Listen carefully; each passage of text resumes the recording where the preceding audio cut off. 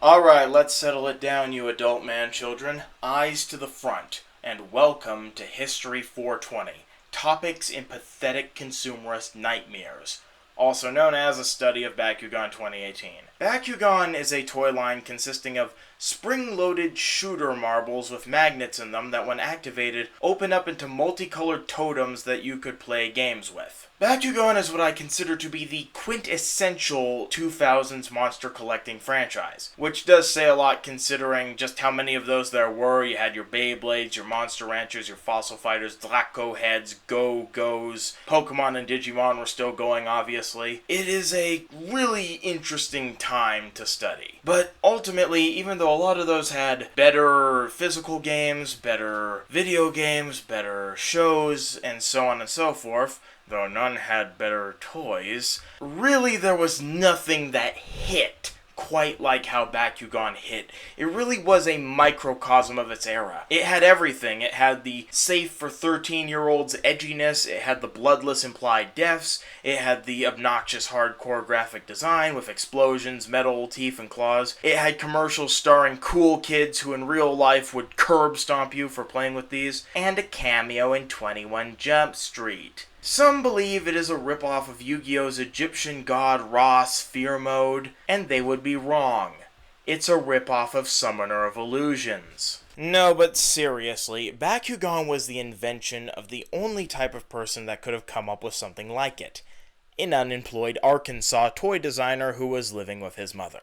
Aldrich Saussure was walking through a toy section one day and saw the neglected classic games, jacks and such. He noticed the shooter marbles, and it gave him the basic idea of a physical rolling game with creatures inside those marbles. Spin Master, the TurboGrafx 16 of toy companies, took him up on this idea, and after a little bit of work, one was being sold every 2.5 seconds.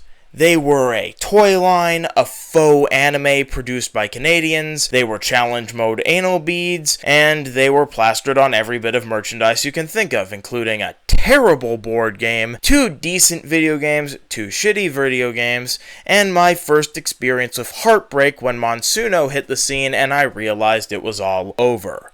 They made a bunch of cool guys, and it was awesome. They added irregularly shaped ones, and it was awesome. They added weapons, and it was okay. They added vehicles, and that was a bit much. And then there were mech suits and action figures, and then it shit itself and died. The end of Bakugan was a sad time for me. Not just because I was obsessed with it and didn't want to lose it, but because it felt like such an avoidable fate. Like, this was not the fad that people remember it as. Its concept was great.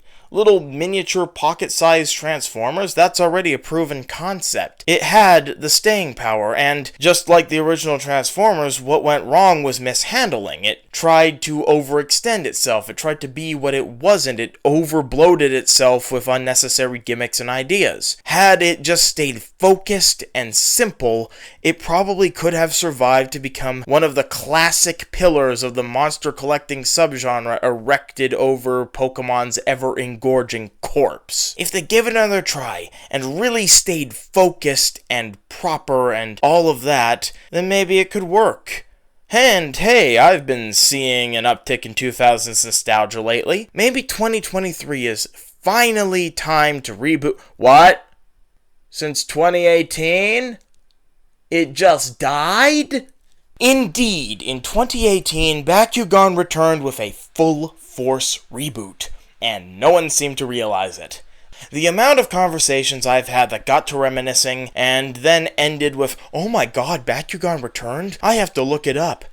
Ew, why does the new show look like that?" is why I'm now standing here visualizing a classroom so I may act like I'm teaching people the great truth right now. Unfortunately, my self-esteem isn't high enough to visualize any people in it, but that's not the point. See, this is not a retrospective on the original Bakugan. There's already a couple of those. If you're in so deep in the YouTube well that you've found me, you already know about the original anyway. No, I want to focus on the Battle Planet reboot. I'm doing this because, even though it has better quality materials, more complex and varied designs, an infinitely superior card game that isn't encumbered by gimmicks and desperation, and a show that consistently stayed 5 out of 10 in comparison to the steep drop to the 1s the original did after the first season, the reboot has become a new victim of nostalgia xenophobia, joining Thundercats, 2003 TMNT, and most Transformers in the grave of ruined potential. See, I originally paid the hatred no mind because I imagined it was a bunch of 11-year-olds having their first experience with, "That's not what I grew up with, what have you done?" That would explain the brainless and frankly childish comments I saw at the time, but then I remembered that I was 11 when the OG was thriving. These are adults acting like this. But I do genuinely understand.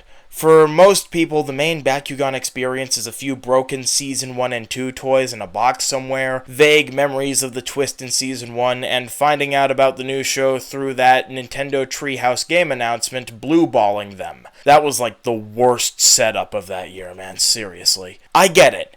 You're this video's target audience. You and the reboot haven't gotten off on the right foot, and that's why I'm here. This is not just a simple collection video. This is a history. I intend to show off my collection in a vague hope to do something constructive with this $2,000 that I've spent on plastic crap, and maybe offer a broad look at the good side of all this. I want to explore the design sense of the line while relating it to the original, and maybe help people understand just what they missed out on. Because, as the voice actors for the reboot cartoons say their goodbyes, and the looming threat of Generation 3 restarting the endless samsara-like hate cycle towards the new, now is the best time to look over everything. But make no mistake, I also intend to rip out your rose-tinted glasses so hard it gives you red-green color blindness. Because as I said at the start of this paragraph, the new toy line is superior in every way.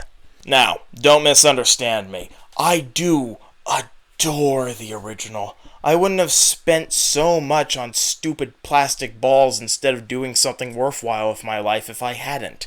And frankly, a lot of Generation 2's ultimate failure is on Spin Master, the final 2 seasons being mostly reprint designs, horrifically botched distributions, total and complete radio silence meaning that the only news came from leaks, and most inexcusably, just the baffling abandonment of the card game that would have made Bakugan immortal as an IP. Spin Master really has spent the last 5 years showing why it's Hasbro's bitch. And yes, that show was pretty bad. Kidified comedy reboots of once serious shows are indeed the devil. There's nothing more depressing than getting a shiny new Bakugan, packed with imagination and detail, and oh, it looks so cool, and then you look it up in the show to see that it's actually Chuckles the Ass Clown. And considering the original show is the main thing most remember about Bakugan, it can be a harsh juxtaposition. It understandably alienates others. So as smug and superior as my previous diatribe was, let this also be a humble reintroduction to something great. As well, there's a lot of interesting cultural stuff to look at here. This isn't like Yu-Gi-Oh! Or Beyblade where it's been around forever and had a gradual evolution of design. Bakugan was born twice, once in the context of the early 2000s and once again in the late 2010s. Both touch on design philosophies of their time and have different levels of technology. However, they also use the same gimmicks, so there's still a gradual change here. It's both a stark, immediate change and an evolution. Despite my focus on the reboot, there will be copious comparisons to the original. We'll be doing a comparative history here and referring back to the original a lot. So keep those metaphorical textbooks close. Yeah, that first line about class wasn't a one-off. Stay at your desk before I get out your palms. So, with that faux intellectual bullshit established, let's get to showing off all that plastic. Now, for things that are this special for me, I have to do something special for them, which means I'm now going to talk about them at such a length that Ken Burns would tell me to trim my script before pissants on Twitter use me as an example of bad YouTube writing. What I mean is that I'm gonna go into a little more detail than your standard collection video. I had thoughts, and my friends and family considered medicating me last time I tried to explain them all to them, so the wall in front of me right now will have to do. This won't be like most collection videos where it's just... That's Serpentines.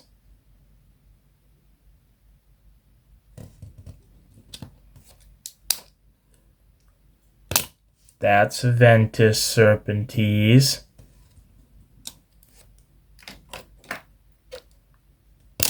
That's Darkest Serpentines. He looks cool.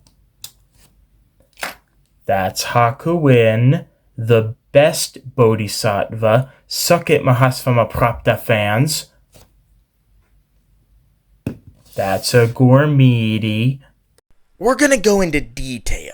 Don't worry, this isn't going to be like the No More Heroes thing where every one of these gets a mini essay. Mutasect is unfortunately not as much of an inspirational muse as Native Dancer or Holly Summers or whatever. I have like 200 of these, and most are getting a few sentences at best. But I do have things to say, and I'm gonna say them. We will be going year by year, though if a Bakugan from another year is relevant, they'll show up out of order. I was gonna speak of these from my least to most favorite, but the way I discussed Season 1 means that the second Bakugan I show is one of my top 5, so we'll just do it naturally. It's times like this I regret using the name Apple Man, because I really don't want to be invoking Newton when my gray matter is slopping onto the floor as we speak.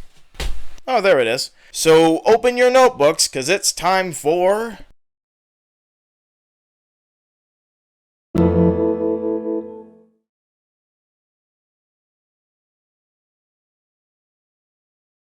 Bakugan's reintroduction to the world came near the end of 2018 with Battle Planet. For what is supposed to be the baseline introduction to the series, the first season contains some of the weirdest elements and exceptions of the entire reboot's run. As basic as it is, Battle Planet is uniquely colored by the reboot's experimental nature, which is a subtle way of saying that a quarter of it feels like it's taking the piss, and another quarter feels like someone in the office wasn't told to know enough. There are some changes one should expect from a reboot in general, such as the changes to the nature of the main attribute factions. For example, Ventus is now nature in general and not just wind, taking a deeper forest green as its main color. There are other color changes, like Chaos's glow up from stale oatmeal gray to this beautiful pearlescent white, a change so good it shifted Chaos from my least favorite to absolute favorite faction. A change in opinion caused by color changing that is actually positive. I call it the reverse Michael Jackson. But most drastic of all is that the dedicated Earth faction, Subterra,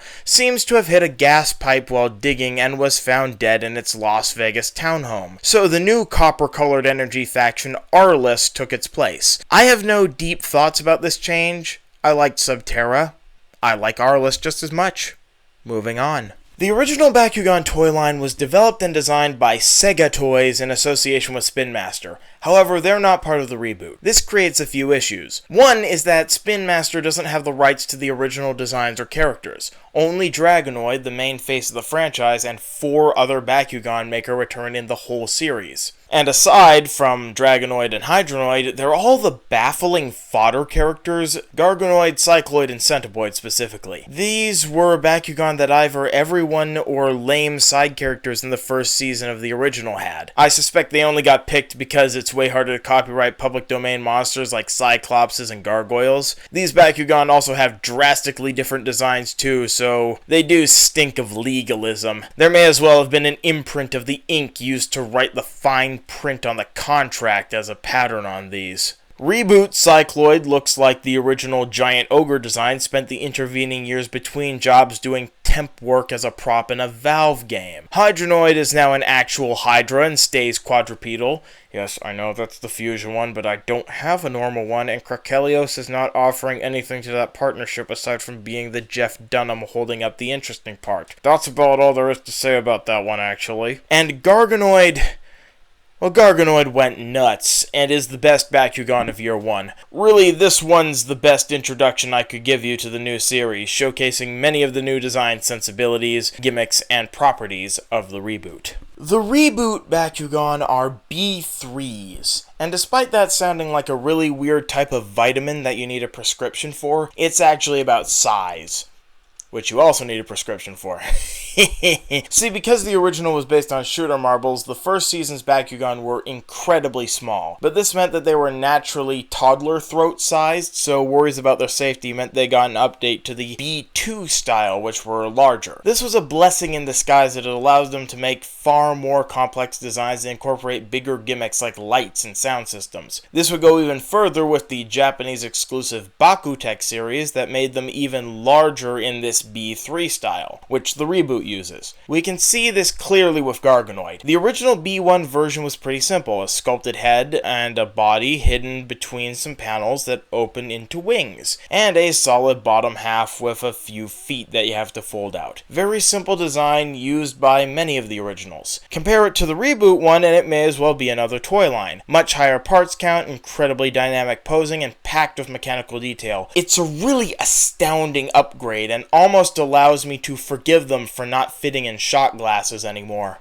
Almost. These details also come from the reboot's new aesthetic, with a more robotic and mechanical styled approach as opposed to the original's totem-like mystical runes and lines. Regardless of changes, the added detail and complexity allows Garganoid to be a Bakugan and a regular toy gargoyle. This detail can also be attributed to the type of Bakugan Garganoid is and why it exists. See, the reboot wasn't just a return to form, it brought a new game style, and with it, a new type of Bakugan.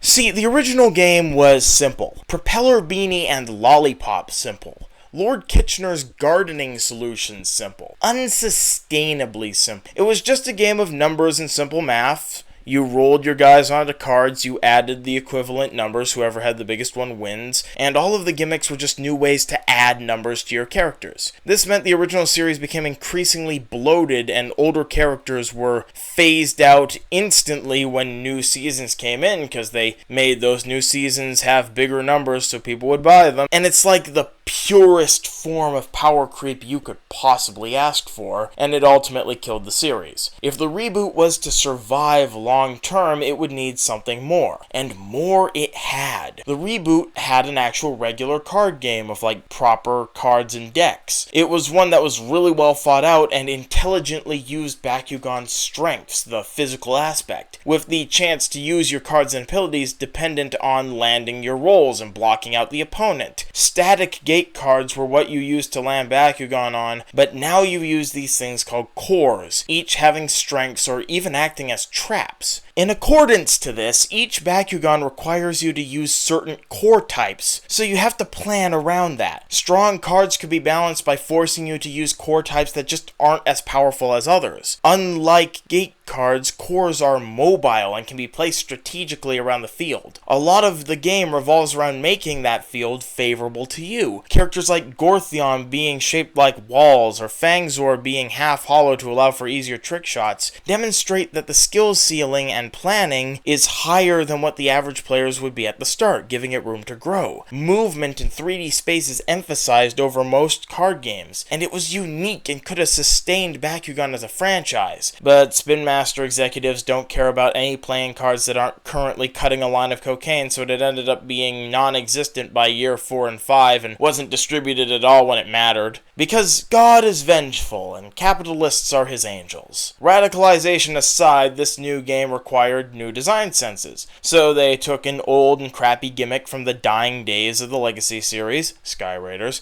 and created Ultra Bakugan, incredibly complex balls with incredibly tight springs that allow them to jump. Unlike regular Bakugan that all have activation magnets on the bottom, Ultras sacrifice that consistency to have magnets wherever, allowing for more complicated uses and design. Let's look at Vicerox for instance. In his core form, he's as simple as ever. Two halves with a bunch of flaps denoting parts of his body. In comparison, Vicerox Ultra may as well be a full figurine of the character. He's got all 4 legs, the asymmetrical claws, the weird pose, it's the works. The Ultras are without question the strongest part of Year 1, and will continue to be one of the strongest parts of the reboot in general as it goes on. They feel like a true evolution of the original, and even surpass the comically over-designed Simpsons parody, if you'd believe it. Though Vice Rocks wouldn't rip out the hearts like that.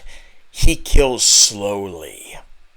Waterboarding. Some of my favorites from this year include the aforementioned Garganoid Ultra, but also Ultra Serpentese's tall ass and adorable bitey face, Krakolios' copious panels and creepy head, Ultra Trox, who's just a normal T-Rex toy, no comment on the face, Ultra Gorphion, who's so hefty feeling I think I could break a window with him, and Lupithion, a toy I have not put down for over a month since I got him 5 years ago. A werewolf so well done you'll forget that fodder creature from Legacy ever existed. The pose, the charisma, the stance, the arms, the claws. God, it just makes me want to... How much does the fursuit cost? Yeah, fuck that, never mind. The level of detail and the mechanical look ends up making these really just feel like Zoids, but for poor people. However, it's not all perfect. I love Ultra Nilius and Ultra Nobilius, but they may as well be named Pandora and Can of Worms respectively, because you can't fucking close them, and Ultra Hydrus is a flappy, disjointed, prototype-feeling shit show that is easily the worst Ultra they ever did by a wide margin, and probably one of the worst Bakugan of all time just in general. This thing has no polish. I don't think I even opened it for the video. I think I just put it there and flipped it off. We'll see when I put this audio to the video. Special mention goes to Ultra Mantanoid, who was the first one I ever saw during the pre-release and is so genuinely gorgeous that it sold me immediately. This darkest one is also the only one of these Bakugan in my collection with its own personalized name, because a friend of mine won't stop calling it Vertex, named after the villain from the Canadian 3D series Robots. However, for as good as the Ultras and the card game and the new aesthetic are, there are also issues with the first season. Not only did they not have access to old characters, thus needing an almost entirely new cast, but the new designers had to relearn how to make Bakugan, account for new toy design trends, and incorporate more detail, all while building for a new style of game. This is what most would call scope creep, and this creep has victims. The core Bakugan. Let me show you where it touched them. When the original started, the concept was new and size was limited. So many original Bakugan were incredibly simple, usually 3 to 5 large parts with some flip-out feet. However, further seasons allowed them to experiment and really push the concept. By season 3, what were once clunky little chunky dudes were standing up, opening further, becoming so detail-rich their openings were almost like fireworks. Though, considering the plastic quality of the time, it was closer to a shrapnel bomb. You know, it's the difference between Limulus and Darak, right? And the thing that was really interesting about it was how they were able to constantly innovate on the same idea. All Bakugan come from the same shape, and so the best ones aren't the ones that break the mold, but the ones that use the spherical shape and the space it allows creatively. You know, there was this one Dragonoid that had like a 3-pronged rail system. There was this worm creature that wrapped around itself. There was a Minotaur one that half of it was a manual part you had to fold out yourself because the design just got so thought out in that way. Basically, anything that isn't Serpenoid is fair game. The reboot would continue this evolution, both in the obvious linear progression from where we left off way, with the Ultras being even more detailed, and in the why the hell would you conceptualize that statement that way, by taking a massive step back and restarting from square one. Sphere 1.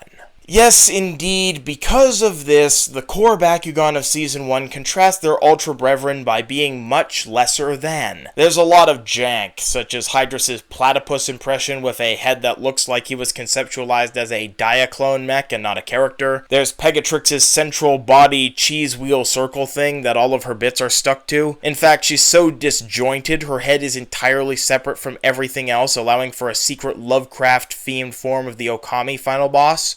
Zirconium is this continuity's Serpenoid in that it changes so little it feels like a joke. Trino looks more like a beetle than a Triceratops, and frankly I think he works better as one. Beetles and armadillos are animals I'm still shocked Bakugan never did. They're already practically spherical, how hard can it be? That's Serpentese. Oh, and don't get me started on Nilius. You'll lose like a minute of your time. Because he's fine, actually. I like it. It looks more like the character. It doesn't have like a weird body block. It's fine. Now, that isn't to say that they all need to be slender to work properly. I'm not body shaming here. Someone once described Core Trox as Burrito-saurus, and I've loved this little bastard forever since. We do not acknowledge that overbred pug creature from Season 2. However, where Trox's idiosyncrasies make him charming and adorable and sort of like Pac-Man, Core Dragonoid is harassment. Massive body block, check. A bunch of vaguely shaped limb pieces that awkwardly pepper the toy's hemisphere, check. Overly simple features that resemble nothing like the actual character, check. Loose bits all over, take a guess. Made me contract bird flu? Okay, not everything is wrong with it. I'm absolutely convinced that this one was a prissied up prototype used to test the mechanisms because this feels like a first draft. And on the main character, no less. That's really bleak.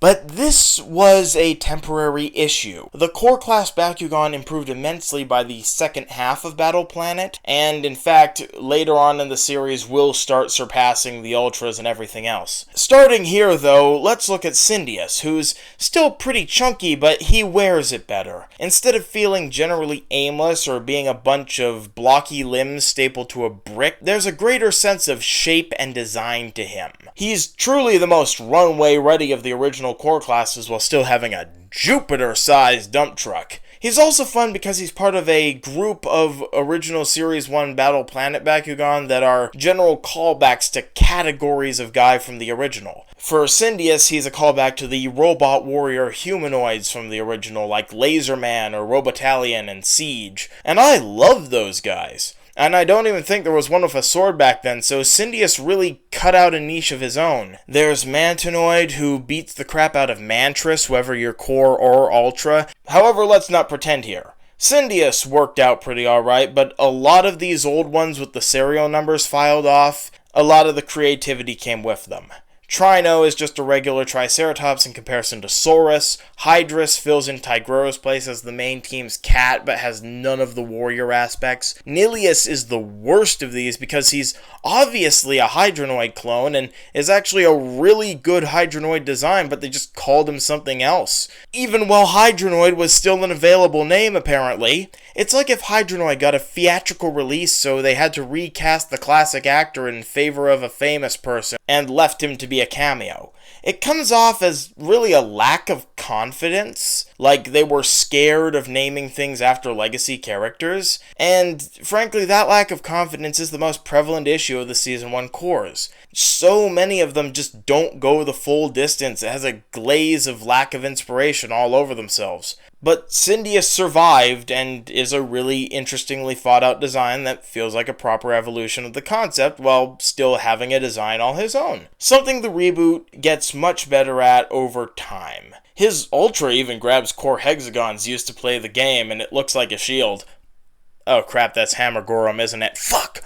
Moving on, Phaedrus is a character from one of the Socratic dialogues. He was apparently a friend of Socrates and is a different guy from Phaedo for some reason. He argued rhetoric and philosophy with Socrates a lot, so voraciously in fact that he was kind of annoying. The dialogue that he appears in centers around their discussion of one of Phaedrus' speeches, specifically one about how the attitudes lovers exhibit because of love, making them pitiable. To Phaedrus, it is better to find people who will share advantages with you than their best years. They then argued over whether a speech was good because its rhetoric was sound or if it was good because it was eloquently written. Socrates Socrates annoys Phaedrus by joking around about it and then being unenthusiastic when delivering his own speech. They then spin this into arguing about what the best suited people are for love and things in general. They also ask, what is quality? They ask, is what defines a person the things that they produce that are most valuable? How should one judge life? Are the speeches of Lysias more noble than his character? Is rhetoric worth pursuing at all? And eventually they just start asking about the very nature of the soul, because this is a Socratic dialogue. Phaedrus' increasingly specific questioning bugs Socrates enough that he just asks, exasperated at the end, "And what is good, Phaedrus? And what is not? Need we ask anyone to tell us these things?" Ultimately, they both have to leave the argument because they think they've offended the gods somehow, and Socrates never gets a proper definition of the aspect of good out of Phaedrus. Phaedrus' main flaw that defines him is his superficiality. He copies the traits of other speeches to create his own and sound intelligent. Kinda like how I write these videos.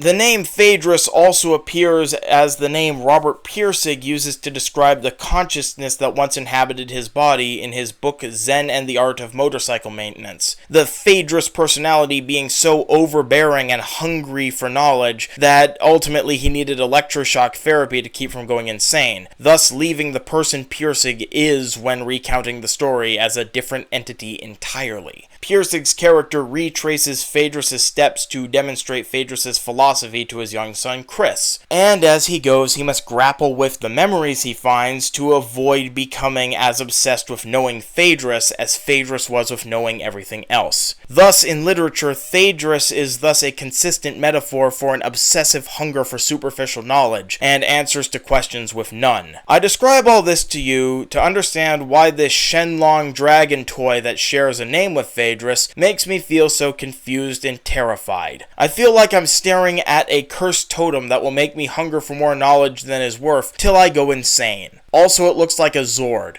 and that's pretty fantastic. But most fantastic of all is my favorite core class of the season, second only to Garganoid Ultra in the entire list of the season.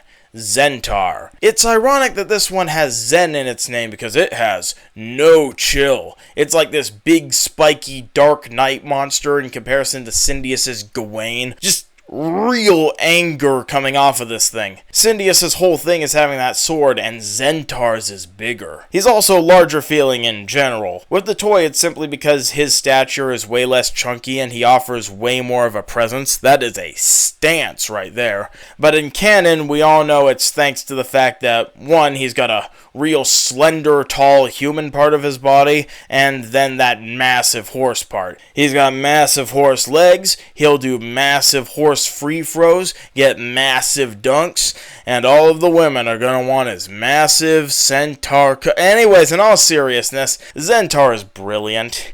He doesn't just feel like the bridge between Season 1 and 2. He feels like they reached into the future and stole a peak Season 3 design. Zentaur is infinitely more streamlined than anything in Season 1's cores, and it's just genuinely a really badass design. I can't help but think of the centaur creature from the original series that was never meant to be a real one, but with all of the sick armor design trends that Syndius introduced. It really doesn't get better than this, and his existence proved that this wasn't just a quick cash grab return. This reboot was serious.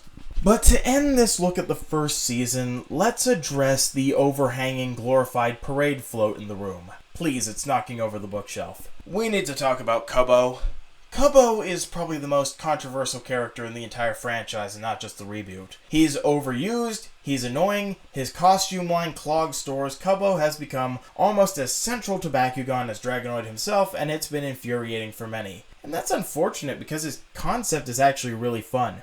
You see, Bakugan was a 2000 series, which means that it has a lot of that culture's ass sweat rubbed over its history. What I mean is that it was around during a time where there were two toy aisles in Walmart. One was a gunmetal gray and blue Haven for boys, and the other one was a bright pink and pastel-colored hellscape for girls. Yes, indeed, Bakugan was a boys' toy line in a time where gendered toy separation was so stringent that if you even touched a girl toy, you get sterilization baths to make sure your estrogen levels stayed static. This was an era following a guy literally named He-Man, so it's not really that surprising. But thankfully, unlike He-Man and G.I. Joe and the like, Bakugan was far enough from the Cold War that you didn't have Limulus telling people to join the Navy or anything like that.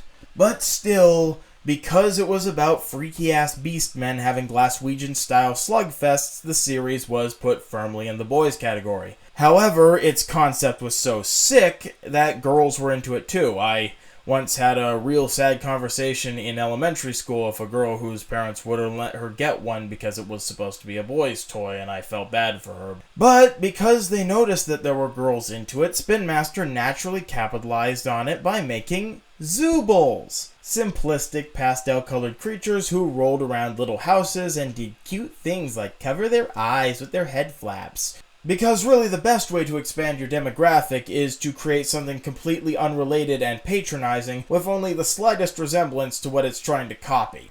It's like if the Statute of Westminster had sex with the Ghostbusters reboot. So it was really cool when the initial pictures of Bakugan at a toy fair revealed a Zooble-style character. Cubbo was his name. And he was really the first bit of deep fan service in the reboot that had people loving him, until he became the main character.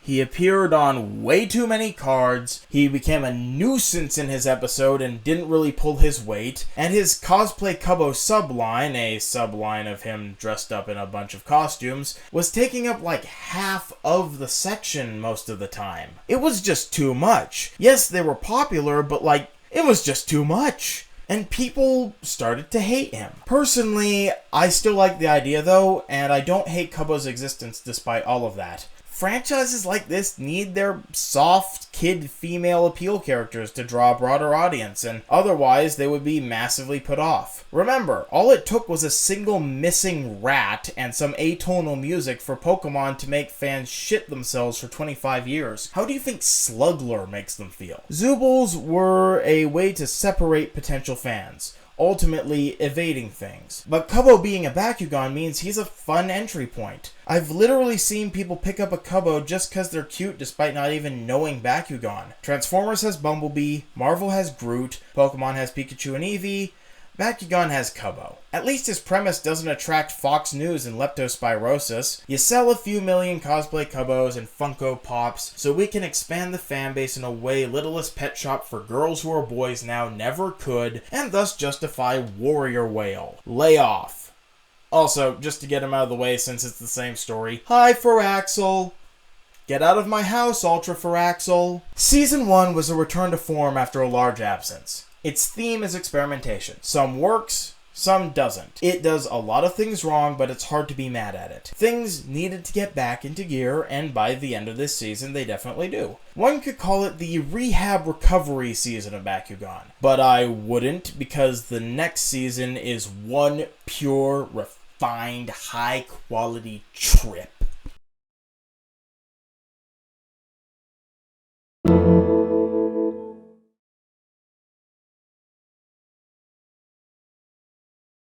Armored Alliance and Fusion Force Season 2 are a lot of things. It's a sudden and sharp jump in quality, it's the reintroduction of classic gimmicks, it's confusingly split into two halves, so I thought it was multiple seasons, it's some of the best Bakugan you can get. Season 2 is when the reboot became more than just a retread of the original Bakugan, despite all of its ideas being almost entirely based on the original Bakugan. Truly the Thomas Edison of Bakugan seasons. Where Season 1 was experimentation held back by lack of practice, Season 2 is experimentation facilitated by madness. So much of the stuff they threw stuck to the wall, you're gonna need an industrial hose to wash it off. For one, the designs improved immensely. One need only look at new Dragonoid and Hydrus and how they have actually defined features and bodies unlike the half-chiseled stones of Season 1 to see just how much of a jump there's been in proficiency. Dragonoid's feet actually touch the ground and his slender form is more apparent. Hydrus has a real face and his back legs are actually discernible. Bakugan stem cells must be some real good stuff. Pegatrix is the real miracle upgrade, though. That massive body block is sliced in half, adding mobility and making it actually look like a horse go figure. And these are not improved just because they had a first go at these characters. New characters keep up that quality as well, such as Simoga and his more involved opening mechanisms and his monstrous design that opposes the standard robotic natural animals of Season 1. Where Fangzor was a snake and a snake alone, Simoga is a snake with spider legs and a worm face. With him, we see a greater expansion of concept and scope, as well as proof that no matter how much things change, you can never escape Fear Ripper. Also, he was named after a guy who won an invitational tournament.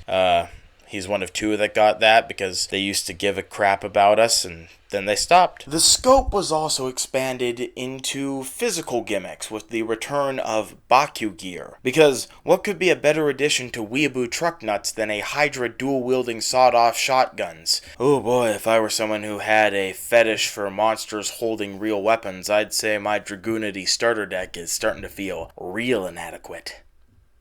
Paper cuts. One of the advantages of the increased size of the reboot Bakugan is that previously flaccid gimmicks have a chance to work now. Case in point, the Baku Nano and the Baku Gear. Since the second season of the reboot, every Bakugan they've released has had these insertion slots. I refuse to reword that. They used these in the original, but they use them more in the reboot for a multitude of things, from shitty looking gestalts to Apex Predator Polly Pocket outfits to the coolest thing I've ever seen. Every single Bakugan could now wield weapons like that was just a normal thing. In the original, Baku Nano were these late additions that allowed certain Bakugan to wield weapons, and they weren't great. Half of them made no sense, and their use in game were the plainest exposure of the fact that all of this extra bullshit was just them slapping a number onto whatever spring-loaded crap they had and sending it out and calling it Bakugan. Now, they just act as fun bits for display. You don't need to worry about how they affect the game at all except for the card they have, and that's not something you need the toy for. So ultimately, it just ends up being harmless. They're just an auxiliary to the fun bit. Also changed for display was the Baku gear themselves. Spring-loaded armor and weapons that attached to the Bakugan. These were introduced in the third season of the original in the same way that mustard gas was introduced to Warfare, as in it centralized combat around itself and disfigured everyone involved. Yeah, these stopped being cool when I stopped being 13. Legacy Series Bakugan had nothing like Ultras that could open in any which way and have the magnet in any which way. Every single Legacy Series Bakugan worked like the reboot's core Bakugan.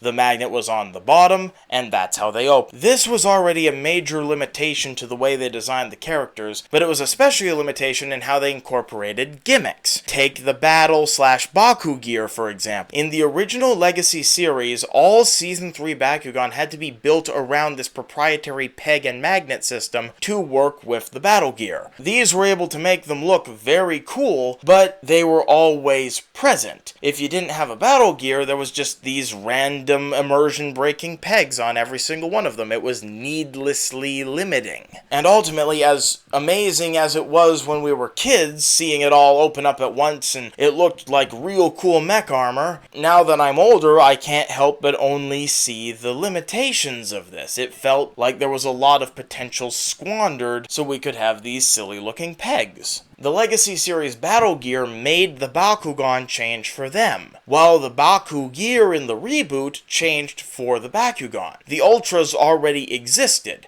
and because of the way Ultras work, being able to open up however they want and have their magnet anywhere, that left a system that was already incorporated that the Battle Gear could just be added on to. For example, characters like Season 2 Ultra Nilius used his tail that was already a part of the character design to incorporate the magnet, and thus the Battle Gear could be placed on that magnet to create a really flush and dynamic look that just objectively looks better than anything the original Legacy series could do with its limitations. This feels like an addition, not something tacked on. This is an objective improvement on paper. And paper, that can be a very official thing. You can sign a lot of bylaws and a lot of contracts with paper, but paper can also be used to print the news, such as the polio epidemic. See, despite having this really wonderful system, a lot of the Bakugan from Season 2 onwards would cop out, leading to what I call Hunchback Syndrome. Let's take Treacherous, for example. He's a really bad recipient of it. He's otherwise this really wonderful Ultra Bakugan that jumps great. He has this gorilla stance that's superior to anything any of the Gorfions were able to do. He has this pugnacious, mean mug face that I love so much, and these big punchy arms. But also, a third of his mass is taken up by a billboard that's just there to incorporate the battle gear. And the Baku gear looks great when it's there, but it's just an unnecessary limitation that didn't need to be done this way. I feel like for a lot of these Ultras going forward, this could have been done in a much more elegant way, and it's a bit disappointing. This isn't to say that the Ultras got worse, or the ones that have these are worse than anything else. Dragonoid Ultra from Season 2 is quite arguably one of the best Dragonoids we've ever had. It's the closest thing we've gotten to a model of the character that acts like a regular Bakugan toy and isn't just like some separate type of spin-off action figure. He's got perfect wings, moving arms and legs. He's got a perfect recreation of the show model face. It's like wonderful, but also he has this flap of ass on him, and it's kind of annoying. And maybe Dragonoid walks away looking really good despite all this, but characters like Season 2 Pegatrix Ultra, for example, sacrifices the wonderfully dynamic rearing up pose that the Season 1 had for a bow-legged four legs nothing pose to fit in the mechanism. It just stands there and looks awkward, and it feels unfortunate. And even the ones that incorporate things naturally are a little truncated. Take Season 2 Halcor, for example, who does use his tail like Ultranilius, but to fit in this mechanism, he had to sacrifice his defining traits as a Cerberus. His big, scary heads are now these puny little worm things. It's like watching a porno superstar willingly become a castrati for a jacket. However, there were still a lot of Season 2 Ultras that took advantage of their capabilities perfectly well. The serene angel-like dragon Cyrus and the new, more frog-footed Trox, for example. They use their tails, and they work perfectly fine. Yeah, Cyrus looks like he's gonna shoot a Bible at me the second he gets the opportunity, but still looks cool, right?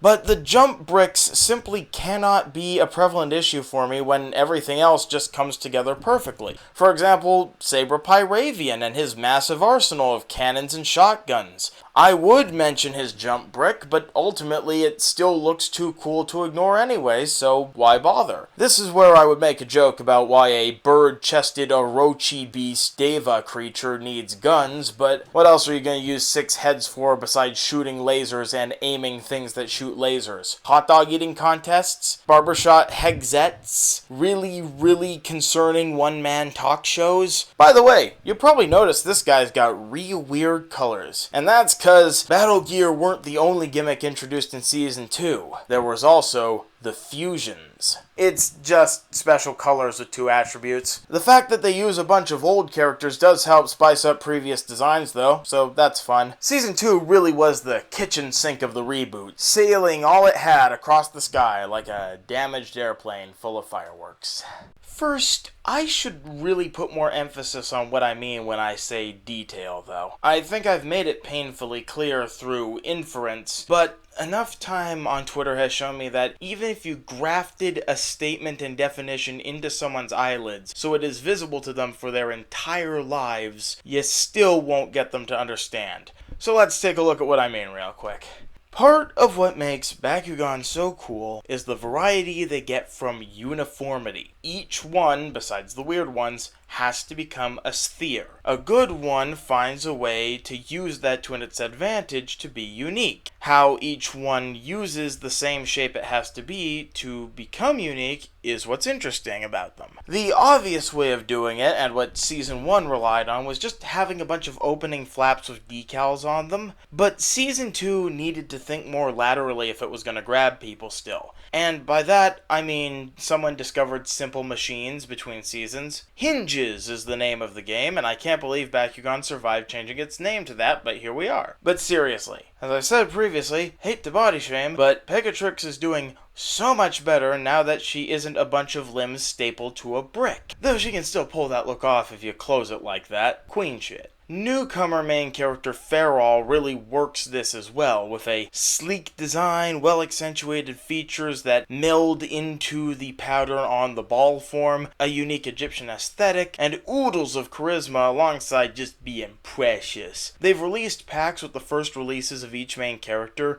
and he always looks awkward because everyone else looks like low poly models in comparison to him. Another way of using the flaps is how Truncanius the elephant does. He is an unsanctioned overachiever for a one-off generic, with a really fun update on the elephant design Tuskor in the original had. Part of the outside layer is his trunk that opens up to create a elephant-like pose, as opposed to Tuskor, whose trunk opened up downwards and was just another flap. And then there's Auxiliator. This is the one that made me realize that things were going to be okay with this reboot. His hinge is just to make him stand up a bit because he leans back to close better. But in comparison to equivalent dragons from the first season, it's still a night and day amount of complexity. He has arms, he has a head, and his wings have like actual shapes to them. And I get it's weird for me to be nuts about this, but it's difficult to not just go look at it. Look at it. It's on screen. It's awesome. You can tell. It has the same kind of visual appeal that other collectibles like Zekrom and Red Eye's Black Dragon and postcards of Mussolini's Hanging Corpse or Demise from Monsuno have. From the second season onward, the Bakugan reboot keeps hitting this threshold of quality constantly. It looks more complex because it is more complex, and there's a whole lot more to notice because they are more complex. Auxiliator is also great because his closed form is basically half the figure's experience. I mean, that's technically true for all of them, but only the best ones have patterns on them that make them recognizable immediately even while closed. Since this is half of what they do, that's important that you do that. It's more important than you think, really. Take Ryorazu, for example. It's not the most impressive Bakugan opening-wise, but this sharp lime green fat Triforce on the front means I know him immediately. This type of thing was not so clear in Season 1. I recognized Trox by his weird hole, and that's not something I want anyone to be recognized by except cheesemakers. If the whole gimmick is going to be that they become spheres, the aesthetics of said spheres must contribute. The difference between a shitty and good Bakugan is detail and complexity, but the difference between a good and great Bakugan is the full details. Unfortunately, it's still not a universal for Season 2. Dragonoids is pretty spotty, and despite being symmetrical, it's just not cohesive. It's worse on the Arliss ones. They added this shining golden paint to them so you can really see the imperfections here. If one could bronze poor feng shui, this is it. But enough about patterns on balls. I'm not a prostate surgeon. Let's talk about fusions now. The original had a lot of special color variation. White Baku pearls, clear Baku clear, half-clear Baku mutations, confusing and unnecessary Baku blue, totally different from each other bronze and bronze attack, disgusting Baku cores, and worse Baku pearl Baku frost. As cheap employing as all of these extra treatments were, they were integral to a lot of Bakugan's identity in the original show. Everyone had a couple of these, and it made sure that everyone's individual collections were unique from each other. And this was an aspect missing from the reboot when it came out. Most variations were the card art exclusive Evo forms that look like original Battle of Giants characters. That's right, shitty. The toys really only had Diamond Evolution. They were just the same characters with more breakable clear plastic and mostly underwhelming cards you could get elsewhere that simply cost too much mana to be worth anything anyway. So really, Diamonds weren't even worth taking out of the box. They're little more than display pieces, about on the level as the little figurines from the original. That's right, shitty. Though they are great for flexing on man-children in YouTube videos. The original also had Baku mutants. No, not the aforementioned Baku mutations, those are completely different things, shut up. OG Bakugan had about as much name variety as French monarchs during the 8th War of Religion. No, these were Bakugan that could have their fronts swapped, and they weren't great. The tech just wasn't there. They all essentially needed to have the same shape and mechanisms. They never felt like they were a prime-time main gimmick material. It was like if power linking from Transformers knew its place. They were, that's right, likely some kind of fetish thing. So, how do we reinvent these two types of legacy concepts? Unethical gene splicing. Reboot fusions take things where they should have been in the first place. Dual faction types that combine both elements into funky colored mixes of the previous season's characters. I'm swiftly realizing this really had nothing to do with the special treatments, but that last tangent has put me over enough pages that I'm sure you've watched long enough to be invested now, sucker. Really, it's more about those weird guys from Season 1. Now, I wanted so badly to start this discussion by being snarky about some of the ones that don't look that good, so then I can have the great ones come up by contrast. After all, without a comparison like that, you don't get a fully developed opinion. I'll just be fanboying and the unfamiliar won't really get it. Unfortunately, my only issue with the fusions is that they're so good I can't look objective anymore. Damn it, my thinly veiled veneer of detached contempt is breaking. Now no one's gonna think I'm a badass for desperately holding on to fading symbols of my wasted childhood while also insulting every aspect of it. Good, I need to go outside. Like, I was really hoping that at least the green and blue Aquos Ventus fusions would look worse to me, because I never really liked the shade of blue and green that they used for those factions in the early seasons. But nope, I'm holding Maxitar Zentaur and beholding how these colors complement and enhance each other and the clever combination of elements for both involved, using Maxitor's huge Hanna-Barbera-ass arm stance and Zentaur's everything else, as well as just the fun patterns like the free dots and the Metal Gear-ass head, and just the way that it all just comes together so well. Unfortunately, I am smitten. Inconsiderate pricks. Krakelios Hydronoid is also great despite being a bit weakly held together. This one's an interesting example of a fusion because aside from the Kraken concept in general and Hydronoid's heads, you could make the mistake of seeing it as a whole new design. It's really that seamless. It's not like how the Baku mutants were being the Bakugan equivalent of shared heroin needles, where it's really just the same thing stuck into a different guy. These are self-contained ball designs, so things just don't feel rehashed. The aforementioned Saber Pyravian is another great example, since even though it's literally just Pyravian's head smashed into Saber's chest, it still comes off as its own unique Vedic Cronenberg Kaijin shit show. It's probably helped by the fact that Sabra is like a total non-entity outside of the show. This is their only appearance in toy form, and the card uses Nilius instead. It's kinda easy to look unique when half of your components are essentially made of cut content. And then there's Halcor's combinations. I have Halcor Ramparian and Halcor Serpentes. Both are really characterful. Ramparian is an Apatosaurus in his combination, despite being mostly Halcor. The few Ramparian bits give him a really strong, weighty feel to his design. If the original Halcor is a Doberman, this one is a Bulldog, with a shell. However, the dog metaphor sort of falls apart with the Serpentes one, because outside of animal abuse scandals you can only see pictures of on LiveLeak, I've never seen a dog breed with wings stuck in. And certainly not as majestic as this. I think a lot of my bias for this guy is caused because he was the first that I got. Thanks, Canadian distribution, you suck. And the metallic gold with the deep blacks just creates this gorgeous look to it that makes me unable to hate it. Except for maybe Gorine Pegatrix.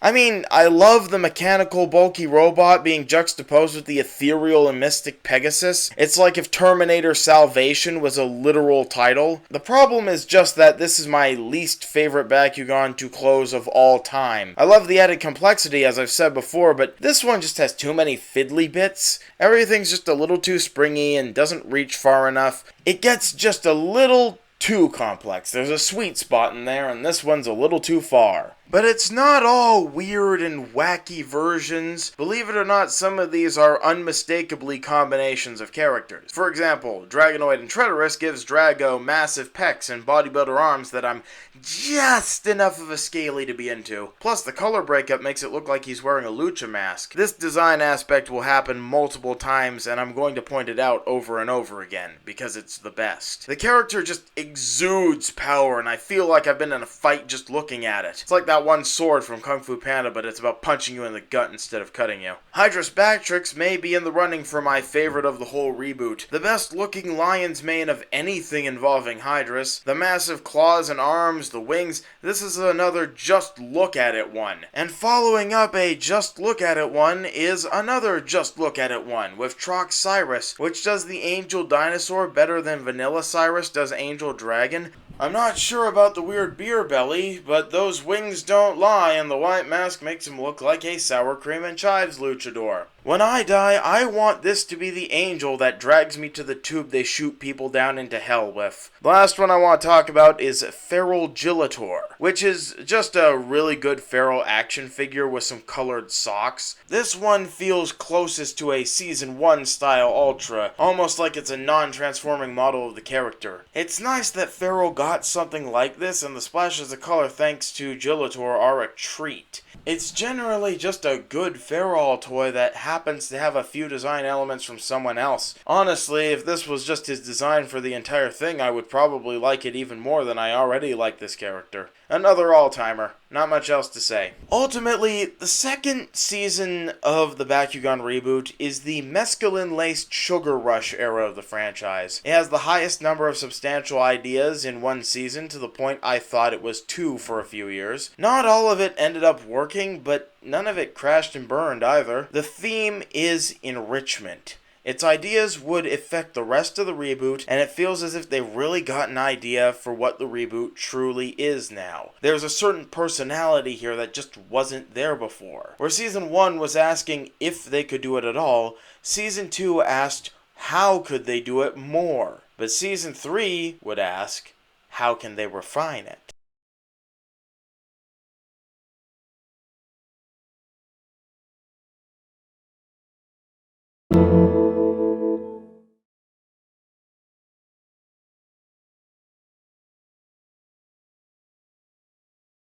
Season 3 of the original series is considered by fans who didn't make the soccer team in grade 6 and thus stayed past Season 1 to be the peak of the original series. Coincidentally, it's also when the show got really edgy. I'm sure there's no correlation at all. Seriously, 2000s kids, we gotta confront why we elevate shows based on how many shadows there were and how many bodies get bagged. That's not maturity. Despite all that, Your Mother is still a work in progress for me, so I'm virginal enough to agree. The Ghanaian Invaders group were definitely the most involved of the original run, at least considering those that didn't entirely rely on gimmicks. In fact, they accomplished this despite themselves, because this was the point where Battle Gear was risking over-centralizing things. Gundalian Invaders was posed with a limitation that could have killed the whole series, but remember, that was on paper. And paper is what Richard Nixon's pardon was written on, so fuck that shit. They really did pull the lead out for Gundalian Invaders.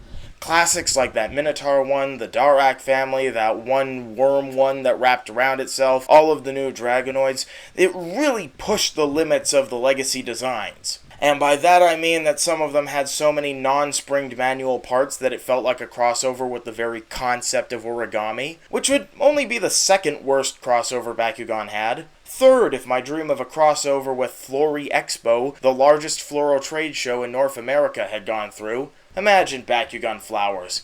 Wouldn't that just be stupid? Get off my screen, Raffligan. Point is, this is where Bakugan's original series peaked. I'd say plateaued, but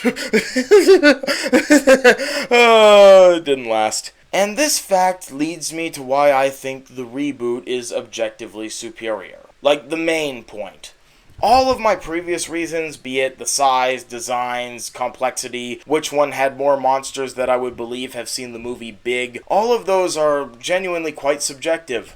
Some people might prefer a simpler game or simpler toys. Some people might just prefer the general design sense. I understand they're two different aesthetics. Some might prefer the other. But understandable reasons won't make those vehicles and ride armor go away, so ultimately, what I consider to be the fundamental difference and deciding factor between Reboot and Legacy was that the Legacy series, at its very best, was noticeably scraping the ceiling of its potential and still had a load of separate gimmicks to boost it. Reboot got most of those gimmicks out of its system in Season 2, and Geogon Rising was instead a far more consistent and focused product. It doubled down on making the Bakugan themselves as good and polished and varied as possible. Unaided, this is the strongest selection of individual Bakugan of any of the reboot seasons, and arguably all the seasons including Legacy. In one way, this was because of their general quality, but in another way, it's the fact that this quality provided a baseline for future improvements. They just kept working on the engineering and refining it and refining it and refining it. Legacy Season 3 may have survived past its gimmicks, but when those gimmicks were removed, the next season had little to build on because they had built so much getting around them. Reboot Season 3 is not a wall blocking its own future. It is not the peak of the reboot because later season Bakugan aren't comparable, it's because of the way those later seasons are formatted. We'll get there. Geogon Rising, Season 3 of the reboot Bakugan, is a season that succeeds because it is based on good, simple Bakugan themselves, and the works of John Casey, the father of modern geometry. For all my smug talk about simplicity, there is one gimmick to Geogon Rising.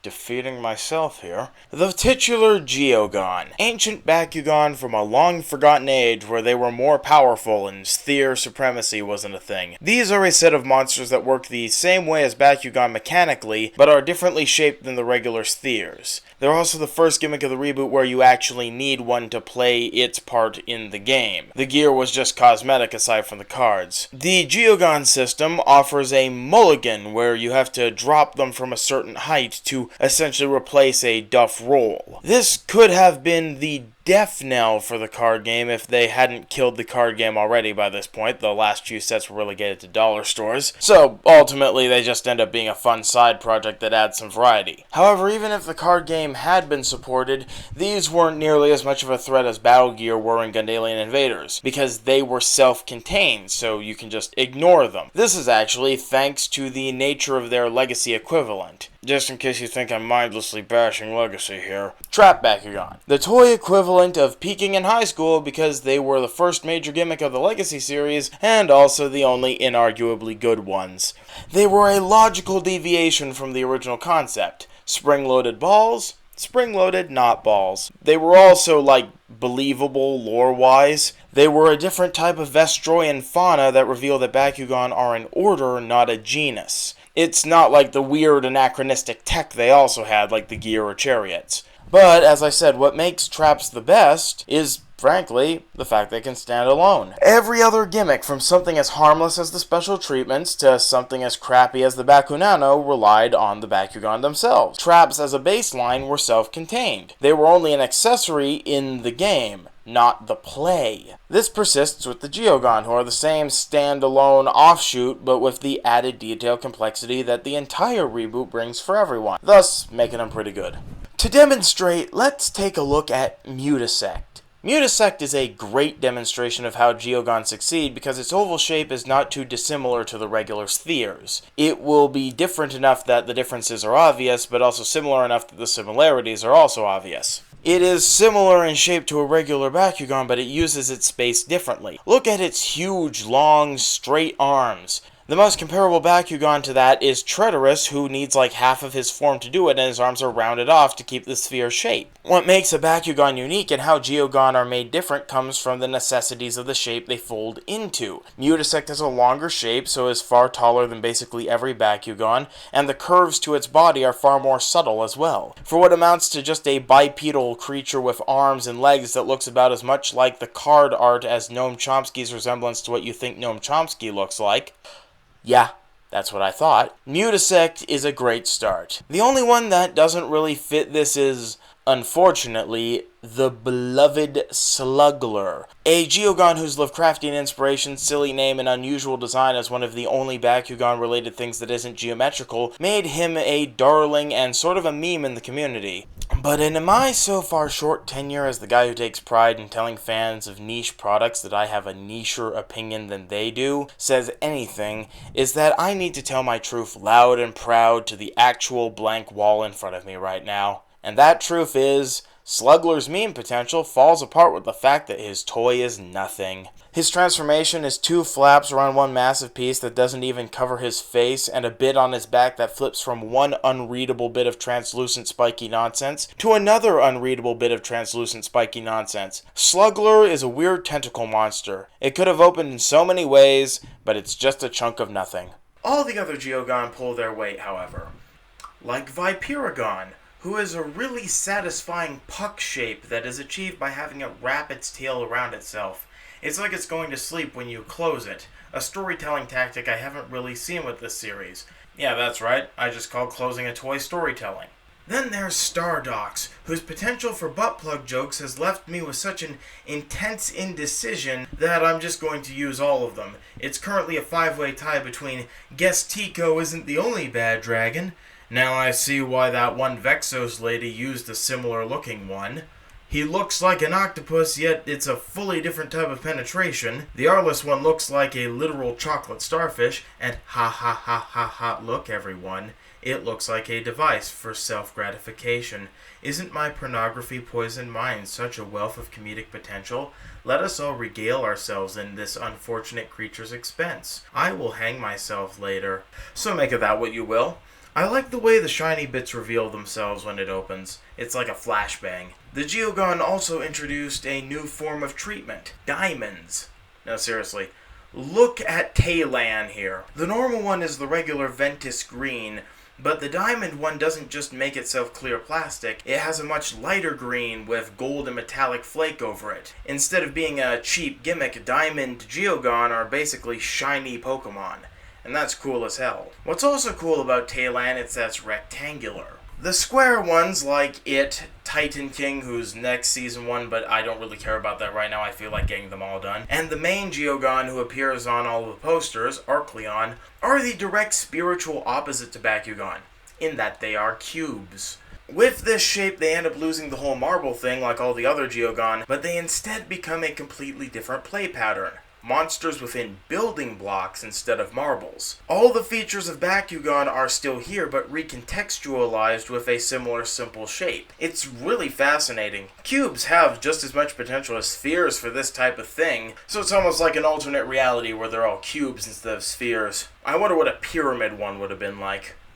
It's like Beast Box, but for poor people. Geogon are an elegant group of Bakugan and an admirable side project. They're the only gimmick that feels like a true play on what Bakugan is fundamentally instead of an accessory. Oh, and also they created some that can combine into a Gestalt. They're all super truncated. It's like the classic Maxis Dragonoid and Helios, but somehow even less satisfying. The only other gimmick, so to speak, for Season 3 is the last special treatment. Elementals. Elementals are another rare variant like the diamonds, but the painful 5 minutes I just spent in the bathroom before recording this at least tells me that they aren't taking the piss like diamonds do. Diamonds felt like they accidentally made a bunch of uncolored misprints and pawned them off as something important. They're only desirable because they're rare and people got tired of them. I've seen diamonds shelf warm for most of the reboot's run. That picture I used to flex on you all, that could have had so many more if I felt like wasting money, but I didn't, so that was all I had. Elementals are desirable because they're gorgeous. Not only does the translucent plastic get injected with actual colors so when light hits it they shine closer to actual gemstones, but they have an elemental printing on them instead of the generic sparkling paint. They even got nicer as time went on, and so even though I slighted the metallic paint, they did actually add a little back, and it ends up helping a lot with everything else that's there. Anyways, as much as I want to describe each of the elementals, I have in immense detail and lord my riches upon you all. I have normal copies of each of these guys, so we'll just worry about it there. Except for Crystallion. This is my only Crystallion, so let's get him done. He's alright, and he looks like this one guy from Legacy. Honestly, he's actually one of the cuter ones despite being a millipede, the giant Reese's of bugs. You'd think more legs would be better, but it's just too much and the subtlety is gone. I don't know what this has to do with Crystallion anymore. Speaking of darkest Geogon rising bug creatures, and starting on the regular Gons, let's look at one of the few disappointments. Scorpros lets down the Scorpion concept hard. I like the Fear Ripper-esque arms as a concept for Scorpion hands, but these just looked webbed, and that's the wrong arachnid. He's just too light-feeling where it matters and heavy where it doesn't. You gotta put a whole bunch of force to pull out his little legs, but his arms, the big important part of the Scorpion, are just really floppy, and his Scorpion stinger are really small. I don't care for it. I do not care for it. And it's really unfortunate. But hey, even Gandalian invaders had Aquamos and Hakapoids, so I won't go too hard against Geogon Rising either for having a couple stinkers. Not everything is lesser though. Dragonoid gets another update and is frankly the best he's ever looked. No, not the weird leg day skipping dumbbell arms, weirdly arched back Pac-Man Wings Ultra one. Okay, there's a lot of these I've been really fucking mean to for no reason. I like this one. I like most of these. Unless I go out of my way to say I dislike one, I like them. They're great. The weirdness of this Drago is part of the reason it's fun. It's just that it is weird. Christ.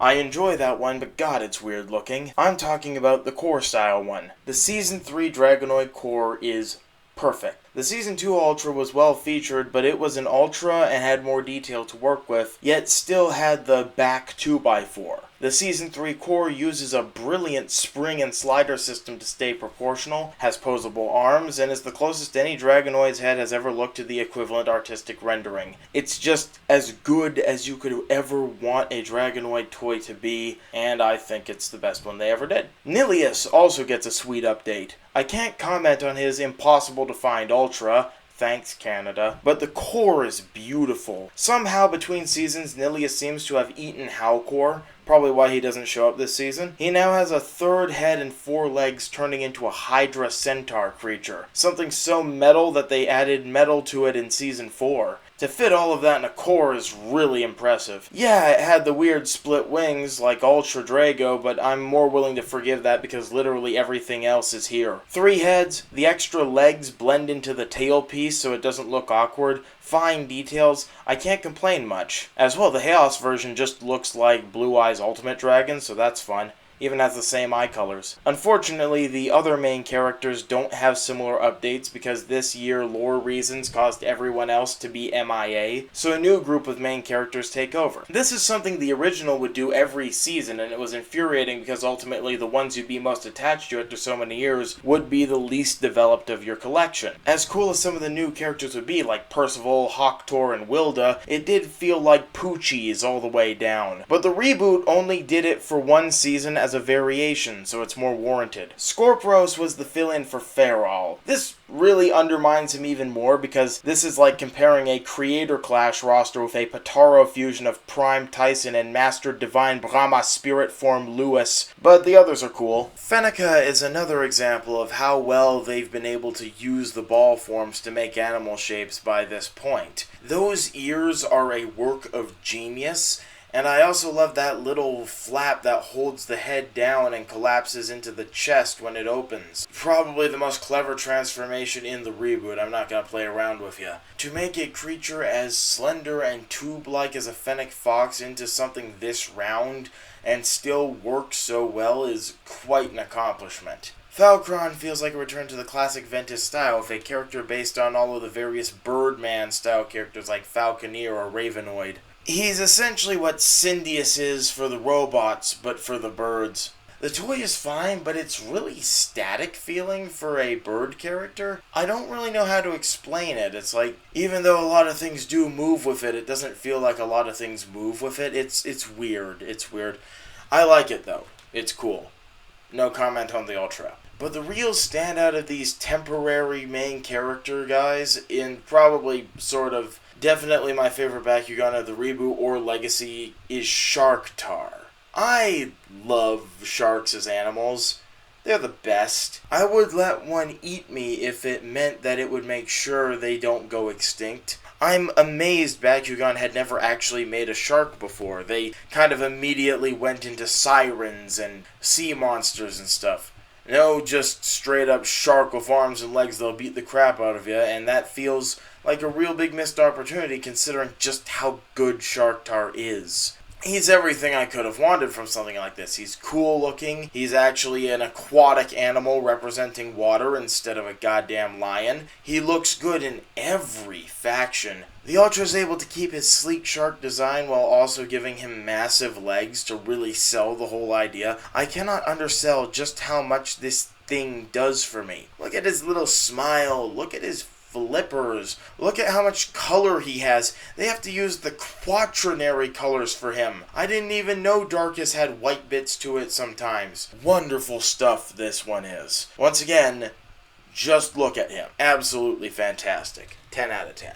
Even aside from the main characters, this season hits an incredibly high average for designs. And that's saying something, because if you don't count the fusions as totally new monsters, Geogon Rising has the highest amount of entirely new Bakugan introduced for the reboot. As well, they finally passed through the need for them to be mostly real animals. Don't get me wrong, I haven't been defending the reboot's design aesthetic for this long to think that that was a bad thing. I loved seeing a lot of these animals translated into Bakugan form. It was fun. But it is nice to see that mystical creatures from another planet actually do have some that feel as alien as they should. Take Harperion, for example, a griffin that swaps the ratio of bird and lion. I love his little Maxis Dragonoid wing flaps. I love his pylon head. It's one of the most detailed face treatments in the whole series. Almost as detailed as the first treatment I want to give to... I'm sorry, I haven't seen enough of the show.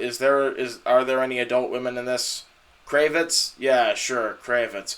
It's as much of a... You know what, I'm advising myself that this joke isn't funny enough to justify my reputation. Get out of here, you gross fucks. Anyways, I like Harperion. His little legs at the back are funny. Also funny is Krakenoid, because Krakolios was arrested for heroin possession and wouldn't be out of prison till season 5, so they needed another octopus creature. Originality aside, Krakenoid's actually really fun. In Legacy, there was this one called Tentacleer who opened in a really similar flower-like fashion, and since Tentacleer's actual reboot counterpart Kloptor took a massive swerve, Krakenoid is now filling the space.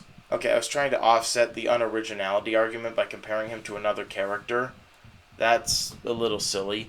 It's different, I swear. More original, I think, is Jetrix, who, like Samoga, was named after the winner of an invitational, Jet Kuso, who is an avid Pyrus Darkest brawler whose stage name is literally the last name of the main character of the franchise who uses a fire dragon. So naturally, they translated him into a jellyfish. Now, to be fair, the most common permutation of Jetrix was Pyrus, and jellyfish stings may as well be burns for people who have been burned so many times they need a stronger hit to get off anymore. And hey, Bakugan hasn't really done a jellyfish before, I think. You know, Jetro happens to exist, and it's a really weird coincidence that Jetrix is named after a guy with Jet in the name. That creates a lot of similarities. Oh well, Jetro sucked ass. Those legs broke all the time, so, Jetrix supremacy.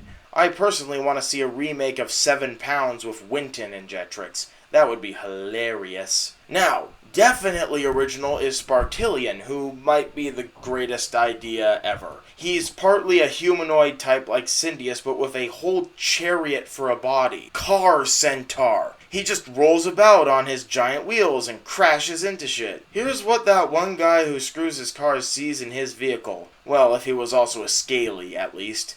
Really clever, really out there design. Cannot argue about him much here. Aratoa is another humanoid, but possibly the chunkiest design for the whole franchise. Unfortunately, Core Syndius is still physically larger, but Aratora is a fun little one anyway though.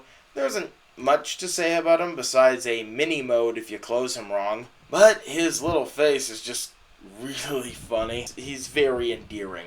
Ninjatar, however, that's the other major downer of the season. And when I mean downer, I mean statistically, because he's so bad, I can't count him with the rest because he'd pull the average down. He's too much of an outlier in quality. Nothing about him goes into place. He's so gangly and flap-heavy and poorly proportioned. He looks like he's throwing it back, but his massive ass is too smooth to keep standing. He also wastes just a bunch of space with an unnecessary face flap that doesn't really cover anything well. And his feet are just pathetic. Absolutely nothing about him besides maybe the head and the arms looks like anything even slightly alive. It just looks like poorly made pieces of plastic mashed together.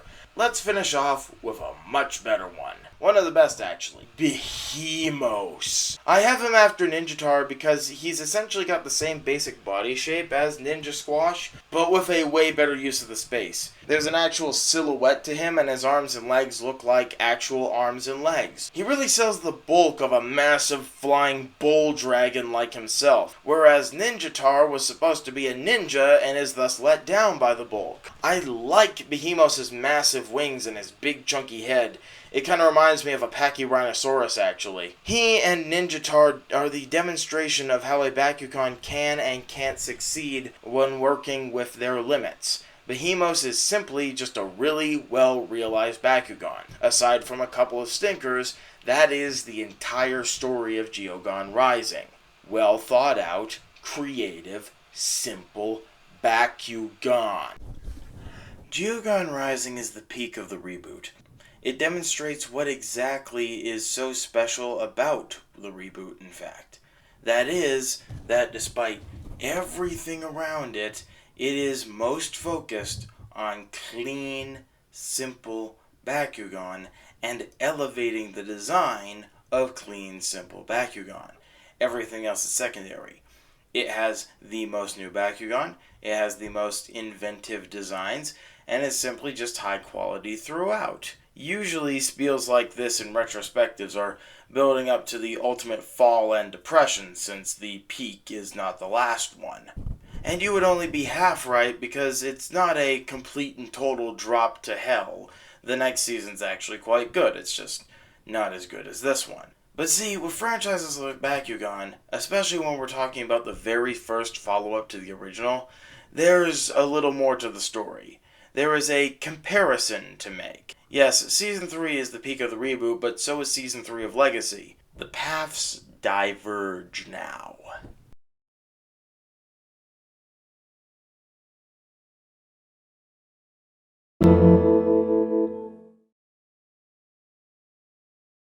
Now I hope you haven't forgotten the half-baked history class metaphor from the start, cause it's time to begin the module on the Great Depression, Mectanium Surge. Tanium fucking Surge.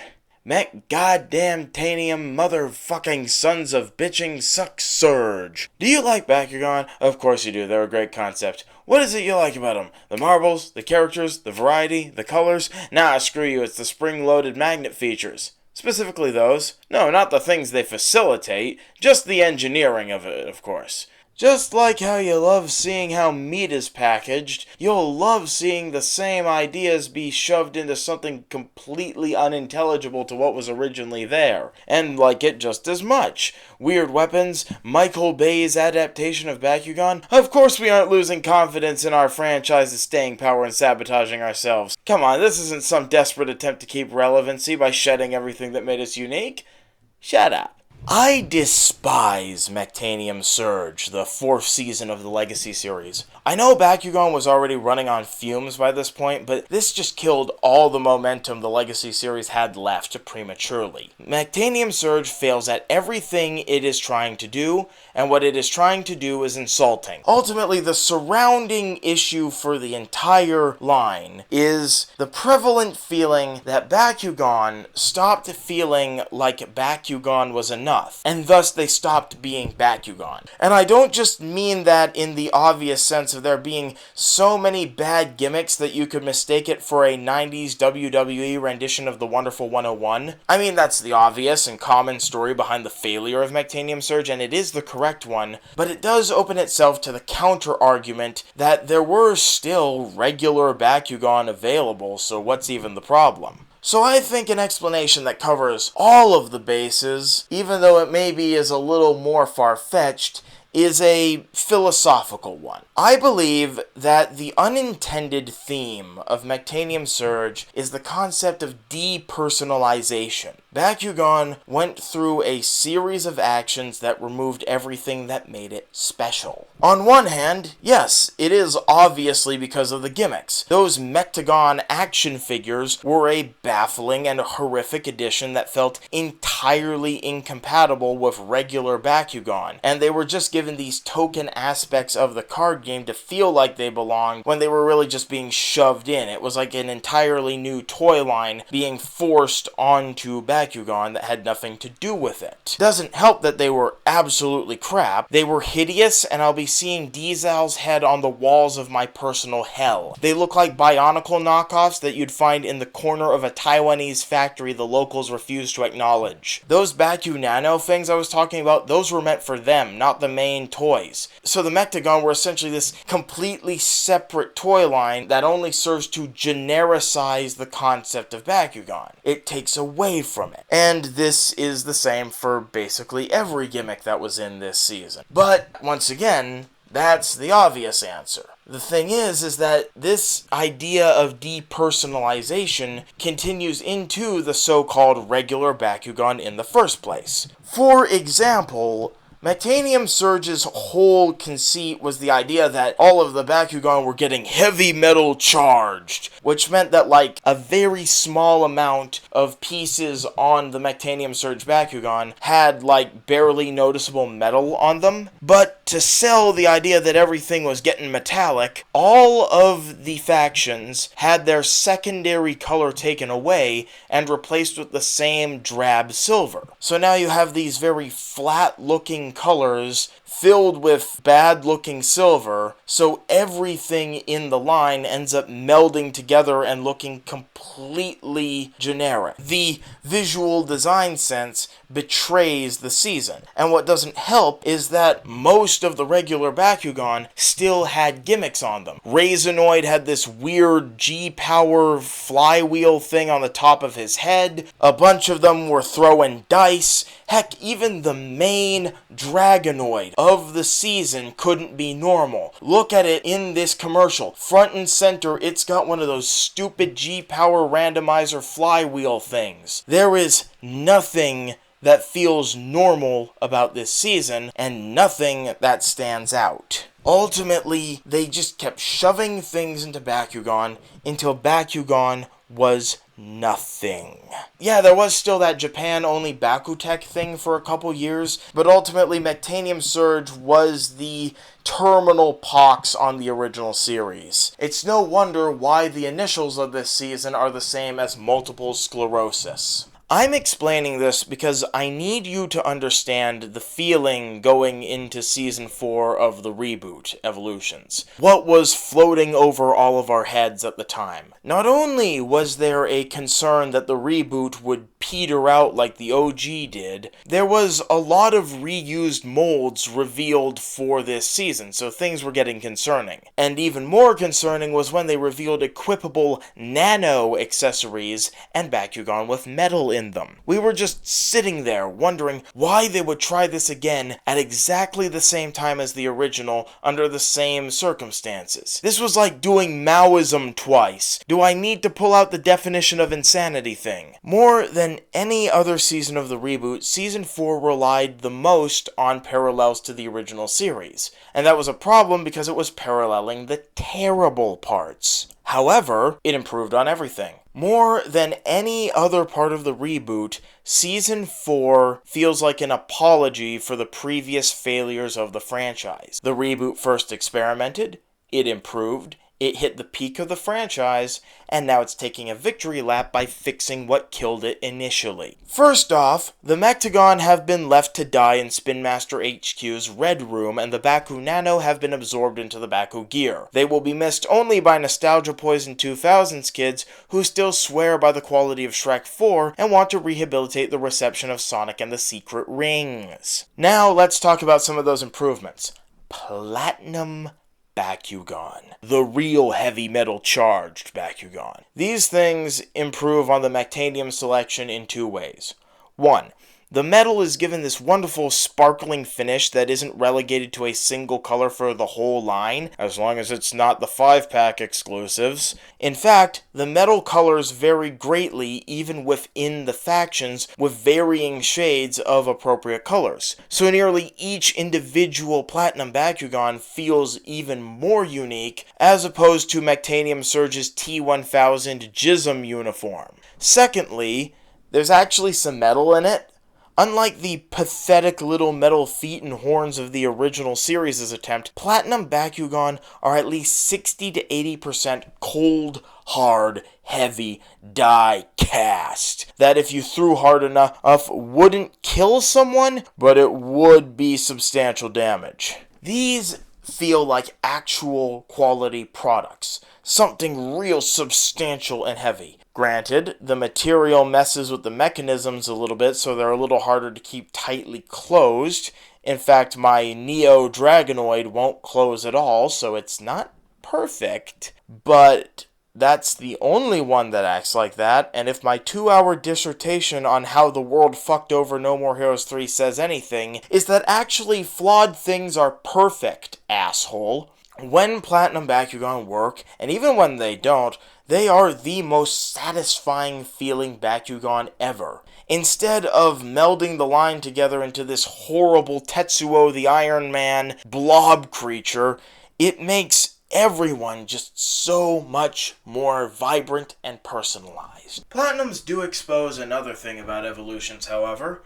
They changed the faction colors. Every team has had its main look shaken up with new shades of their main color and decals. This has been a controversial thing with many in the community, but not for me because clearly I think I'm better than you. No, but seriously, I think it's just less of an issue with there being change as a whole and just a few very specific issues. Overall, I think most of these are genuinely upgrades. Chaos's blues are a little lighter to be more of a sky blue, and there's a little silver now.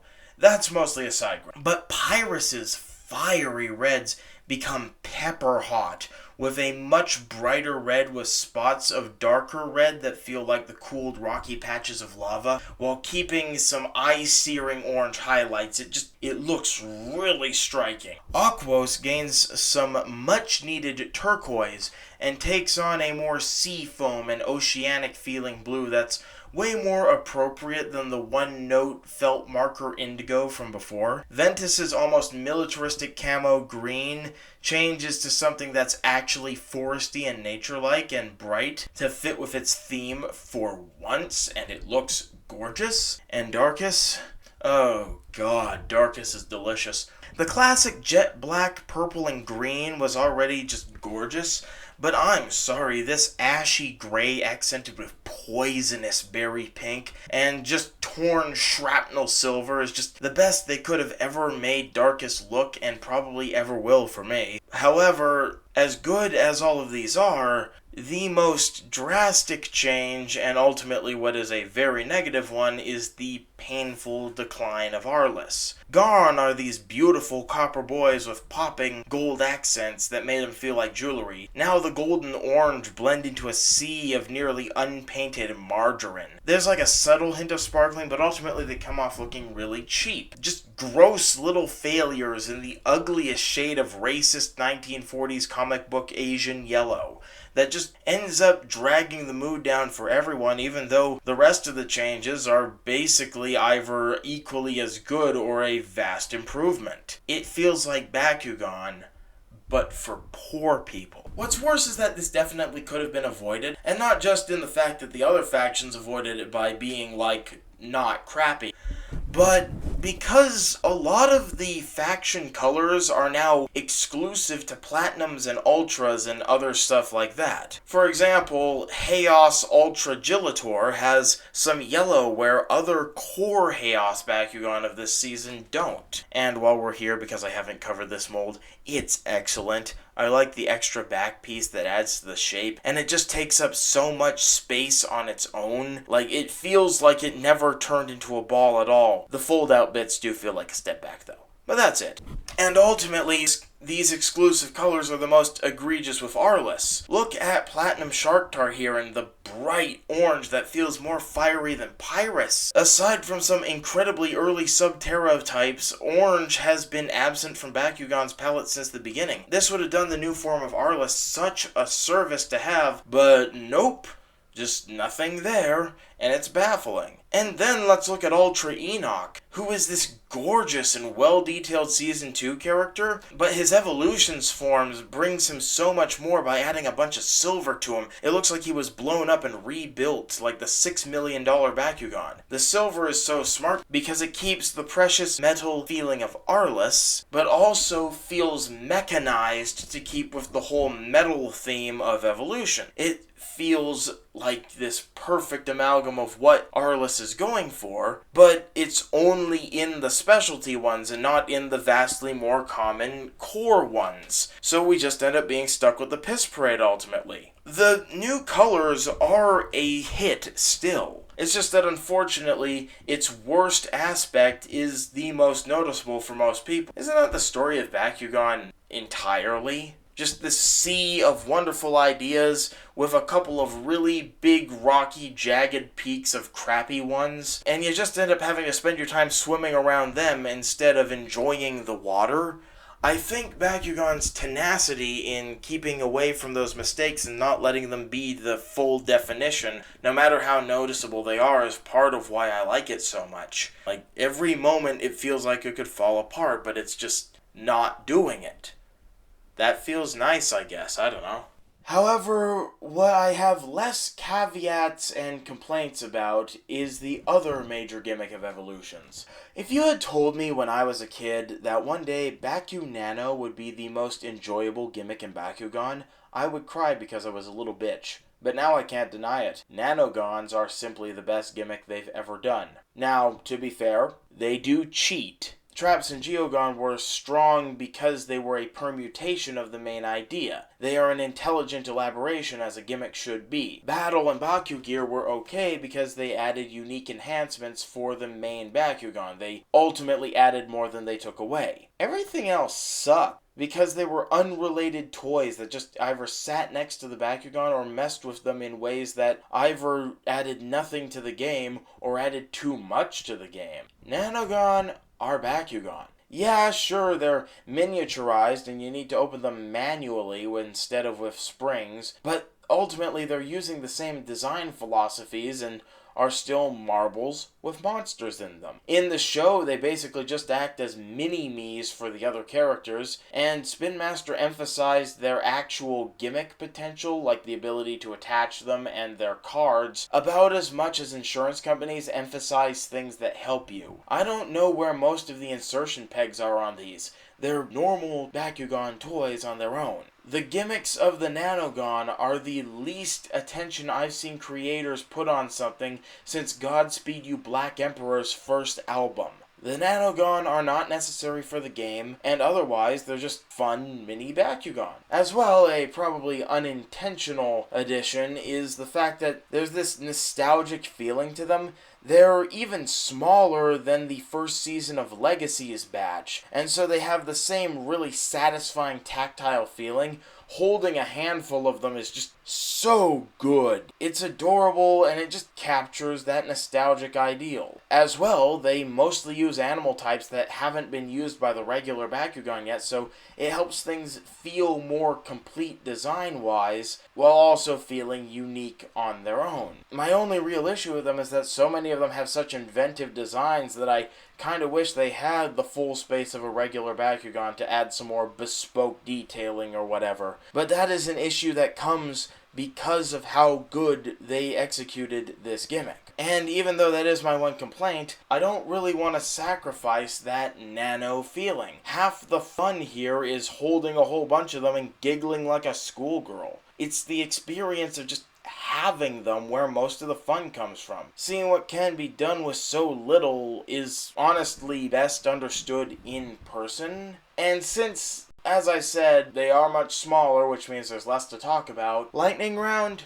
I'm thinking lightning round. I am writing this line at 2 a.m. and recording this voice part at nearly 1 a.m. I'm sure you're as tired as I am, so let's just go. Let's do it. Shadow is, ironically, a frilled lizard, and those are more related to the light than darkness, at least in these sorts of things. But Heliolisk sucks, so why not change things? This is one of the simpler ones. It uses its kibble well. The paint in the mouth makes it look diseased, but in an endearing way. Lancer is unironically one of the best snake-type Bakugan ever, but that's not saying much considering only the Ultra Snake ones were ever really that good. But Lancer gets points for being really smooth. Most Nanogon have some things you gotta push more than is comfortable to get them open, but this guy just accordions out. Love it. Scorcher looks nothing like its art, but its art looks like a gremlin, so what? This one has the smoothness issues I was mentioning with Lancer because those legs are impossible and there's sort of this tail thing that I've just never been able to get out. I tolerate Scorcher. Widow is a funny little spider. It looks like it has flippers more than it has legs, the same issue Pinsittar had. However, here I find it endearing because Pinsittar should have been able to get away with it with his size. This doesn't have to. Also, one of my friends loves this specific one because it's pink, so shoutouts. Siphon is essentially a Gravoid from Tremors, or a leech. It reminds me of Wormquake's main idea from the original series. It's reminiscent of how Transformers minicons were occasionally used as tributes to the past in that way. I'm not sure that was intentional, but I don't care. Fury is so tightly jointed on clear plastic that I worry about its longevity. Multiple videos of people opening Furies have ended with it breaking, so I gotta be careful with this one. But I can't argue with it being a sick bird. I never really got a Pyruvian on its own, and Hawktor is way too humanoid to scratch that itch fully. And in comparison, Fury has a knife for a tail, so that helps out.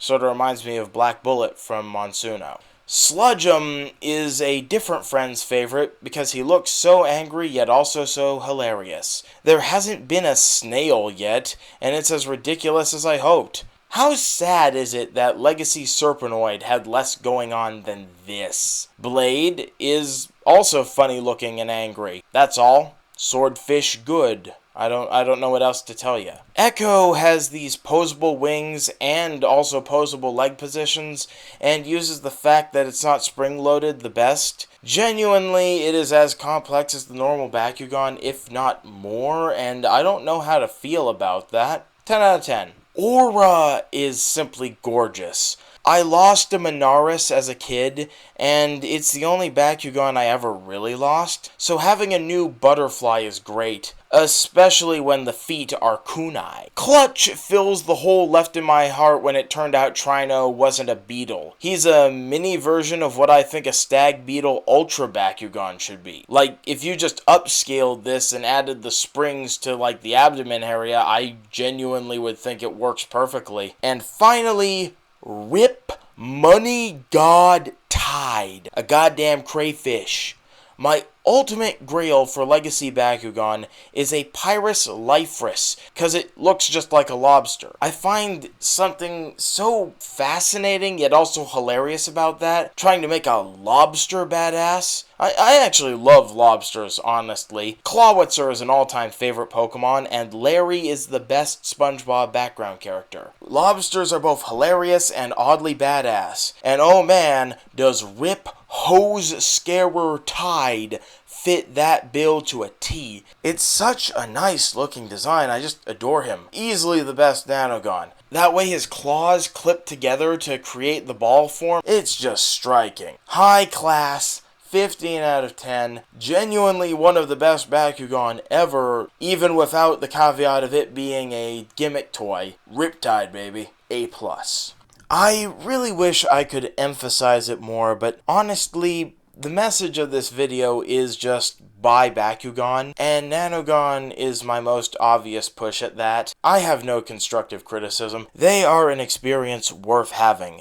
They're cute, they're memorable, they're fun, they're most of the original molds and evolutions, oh boy. Yeah, unfortunately, even though Evolutions has avoided the death call of the previous 4th season, it is bleeding out. The wound was cut in Geogon Rising with a re-release of Syndius Ultra being in one of the 3-packs, but now at least half the line is reused molds. This isn't inherently a bad thing, considering how hard it was to get original Legacy characters by the end of that that line. It's good that there were ways to get another chance at some of these characters. It's how I was able to get a Shark Tar in all 6 factions, as well as an Enoch. Plus, the changed colors give them all a whole new life, so at least there's a little bit of that. I mean, look at this Hydrus. Why was he the Aquos leader? But it is still a sign of budgetary decline. Things were starting to devolve, but not yet, because Evolutions did still end out with a huge amount of new characters and new molds and new ideas.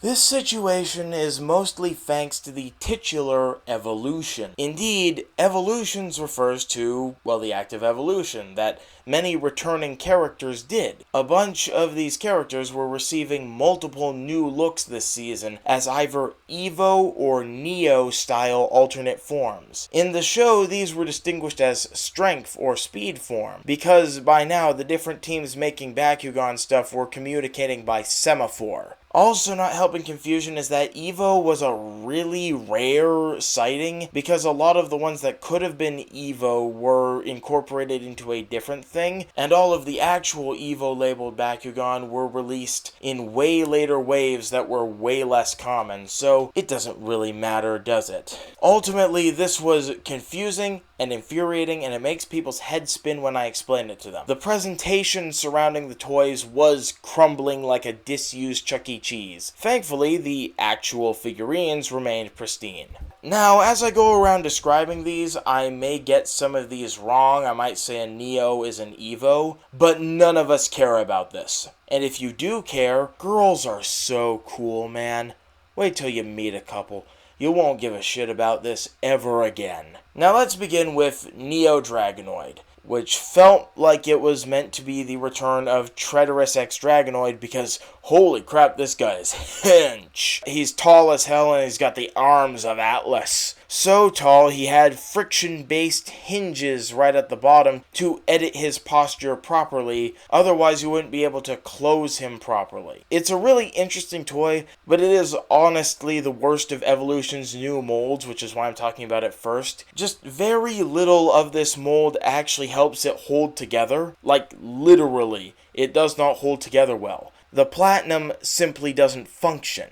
Plus, most of its paint detailing is on the back, making the most common way you're going to look at it look completely barren. It's the Star Fox Adventures of Bakugan. It's too intimidated by what came before and ends up changing so much that it ends up feeling cheap and pointless, especially compared to its Evo counterpart, the Star Fox Assault of Dragonoids, in that it's frankly the best one, but we're not ready for that conversation yet. This thing is another one that's basically just a full-scale action figure. It's sort of like the Ultras from Season 1, except it's a core. They really hit the zenith of their engineering style here. This one is one of the tallest, most detail-rich Bakugan they've ever done, and is an easy top 5 contender. Everyone I've shown this is impressed by how much they fit in with it. This Evo Dragonoid is what Bakugan felt like when I was a kid. Absolute masterpiece. Speaking of outdoing an Ultra, Neo Pegatrix recreates the rearing up pose of Season 1's Ultra, but just with way less awkwardness. You can even push it over to an all-fours pose. This is probably my favorite Pegatrix. Neo Trox becomes a more raptor-like creature in this form, but this is translated into a giraffe-like creature in the toys. Ironically, the other type of Trox will fit that better. This one marks the return of Season 1 Hydrus's platypus feet, and most of the metal for this one's platinum is internal, so I don't see why you'd even bother. Same for Neo Nilius, who I understand the existence of because Nilius is popular and it's nice to see more of his centaur form, but he also looks like a papier-mâché version of Nilius, weirdly bow-legged and inbred looking. These thin as hell tentacle heads are so far out and insubstantial that there's just no good angle for him to look. However, Neo Ferrol makes up for everything and brings it all together with what is honestly the best Farol has ever looked and probably will ever look. The original Farol toy's biggest issue is how unemphasized his wings were and his stumpy little back legs, as well as his lack of riz, his fake J's, his small dick. I'm sorry, I accidentally imagined Raisin Titan on him again. But no, the regular Farol is wonderful, and I love him just as much as I did when I was describing him a couple pages back. But God, the glow-up Neo offers just makes old Farol look outdated. It outdoes everything so thoroughly that I want to do outdated memes now.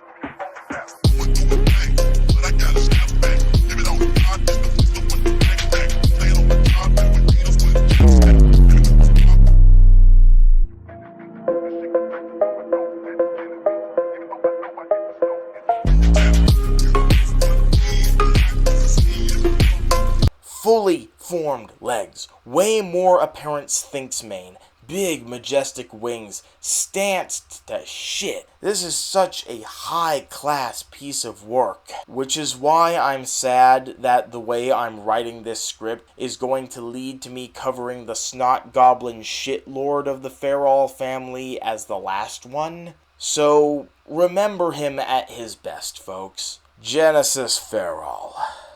Oh god. The Genesis Bakugan are a set of 6 Bakugan and 2 Nanogon who make up the capstone set of evolutions. A capstone is a toy line's big centerpiece toy for the year. The stocking stuffer, the main deal, Castle Grayskull, those huge Barbie houses, the Hiss Tank, Metroplex, Penis God Jeremiah. This is the part of the toy line that you'll hear children crying about from across the Walmart, and Bakugan is no stranger to these. From the deeply overrated yet still classic gestalts of Maxis Dragonoid and Helios, to the fairly rated and underwhelming Dragonoid and Darek Colossus, to the taint sandpaper reminiscent Dragonoid Destroyer from Mectanium Surge, and those garbage action figures from Season 1 and 2 of the reboot, and the frankly soul-bruising successors of the Maxis guys from Season 3, Bakugan has had a rich palette of capstones. Mr. Creosote's palette, but still. However, they finally got it completely right with Evolution's capstone, the Genesis collection. How? Like how the reboot has improved on everything else. Say it with me now. Clean, simple Bakugan. This is a premium set of high-class exclusive figures, drenched with great presentation, hardcore designs, gorgeous colors, cards that make a diorama, specialized naming schemes that eat up all the potential Evo named ones. The works. Absolutely a thing of beauty. And also, one of them makes me taste iron when I look at it. Genesis Farol is knockoff level. It looks like 2 limestones stuck together with some glue. Most of its colors are on its back, and there's not much of it anyway. The most fun you can have with it is splaying its arms out to make him look like he's directing traffic. I cannot discern a silhouette, I cannot discern a face, I cannot discern any bodies, I can barely discern any wings. Any detail that's in it I need to squint to see. There's barely anything truly Farol related in it. It's just a bunch of geometric designs in the vague shape of Farol. There is no reverence for the character in this thing. It is pathetic, and it will be ignored in looking at the rest of the Genesis collection, because thankfully, the other 5 are bad ass. Genesis, Dragonoid, and Wrath are an interesting case because of what they do on their own. The previous capstone product of the reboot featured a Dragonoid that had the metal that the Platinums would have as well. This was a teaser for the next year.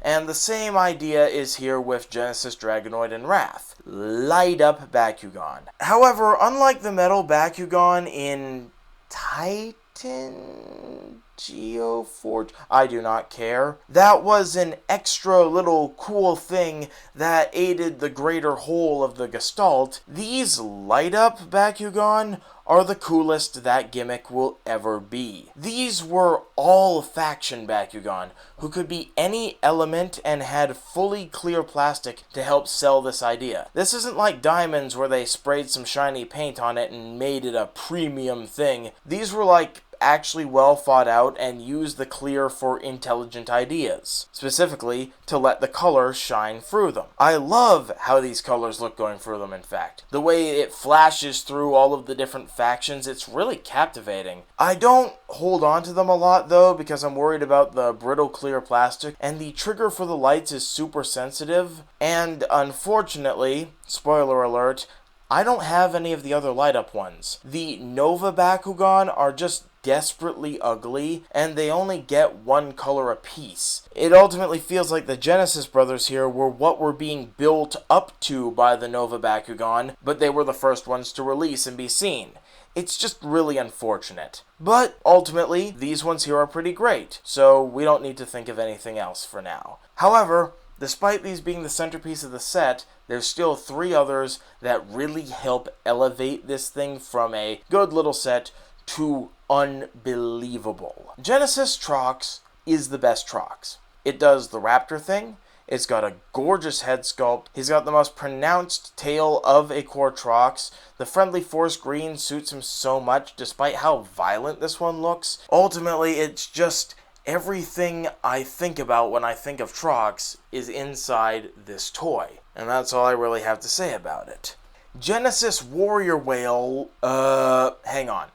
Warrior Whale is one I really didn't want any of, and I only have a version of him because I needed an Evo Dragonoid, and this was in the 3-pack that came in. His arms are hollow but face the front, so that's what you're supposed to see. He just feels so stumpy, that top fin is pathetic. The entire toy barely opens, so maybe it's just my love of shark tar and the way it feels like Warrior Whale is trying to fill in the oceanic badass idea, but I just don't like how this thing looks. And so the Genesis one has me hard. It still has the weird arms, but the proportions are much better so it's less distracting. The head is less blocky, he stands up a little more. His tail feels like a real piece that they thought about instead of just an extra bit of plastic that was stuck onto the mold. It's wonderful.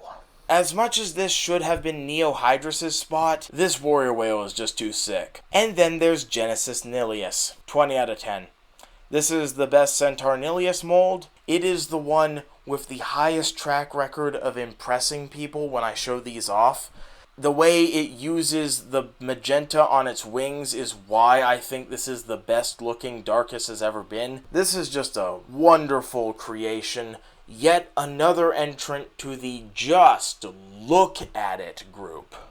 The Genesis collection is so wonderful, I fear that it is making me turn into the style of video I made fun of at the start. I'm having trouble thinking of jokes. It's almost unbelievable, really, as long as you leave Farol out of the family photos. Now then, let's wrap it up with what I haven't covered yet. Serpilius is the best showcase of the magenta highlights in the new Darkus. I love how his wing flaps recreates a folded dragon's look. Despite being one Tolkien lawsuit waiting to happen, to the point a prototype print of his card just called him Smaug, he is a genuinely unique creature among Bakugan. Colossus is another inductee to the What Trino Should Have Been club, being a real send-up to Saurus and Juggernoid, and I'm willing to overlook the Venusaur build to complement him. I love the big horns, I love his scary head, it works perfectly well. Blitzfox was played up as a rival for Dragonoid in the 4th season, and it fits the bit. As a fiery Ninetales, she has the same kind of presence that Dragonoid does, and it works really nicely. There's an almost flower-like silhouette made by the tails, and it uses the half-hinge mechanism of Season 2 Pegatrix that I love so much. Plus, she's also got a Lucha mask. It's great. Sectonoid is the only time I've ever seen a mosquito be endearing since the sexy one in B-Movie. I love how its closing mechanism is essentially squishing it. Good times. Better than Mosquito from the original. Wrath is the best villain toy we've ever had. I regret comparing Hydrus to Tigrera because this is just Tigrera. However, having a homage to one of the original heroes be a villain is quite the choice. They really went quality over quantity with this. I'm having trouble joking about it again. And then finally, Greasewing is the Bakugan of my dreams. During the interim years between the Legacy and the Reboot, I had a dream about a Bat Bakugan that was just Spatarix with the head of that one Helios component. It was called Screechinoid or something, and I thought it was sick, but it did make me realize that there hasn't been a Bat-Kugan. I'm so tired. I mean, there was Batrix and Echo, but neither really felt right. I'm not talking Snub-Nosed Bat, I'm talking Rodan with fur. And that's Greasewing. The big bat ears, the scary vampire bat fangs, the everything. The reboot has been a dream come true for my younger self, who was so obsessed with it I didn't realize that it had been over until 3 years after the end. And the Bakugan of my dreams comes in right at the end of the reboot. Oh wait, Season 5.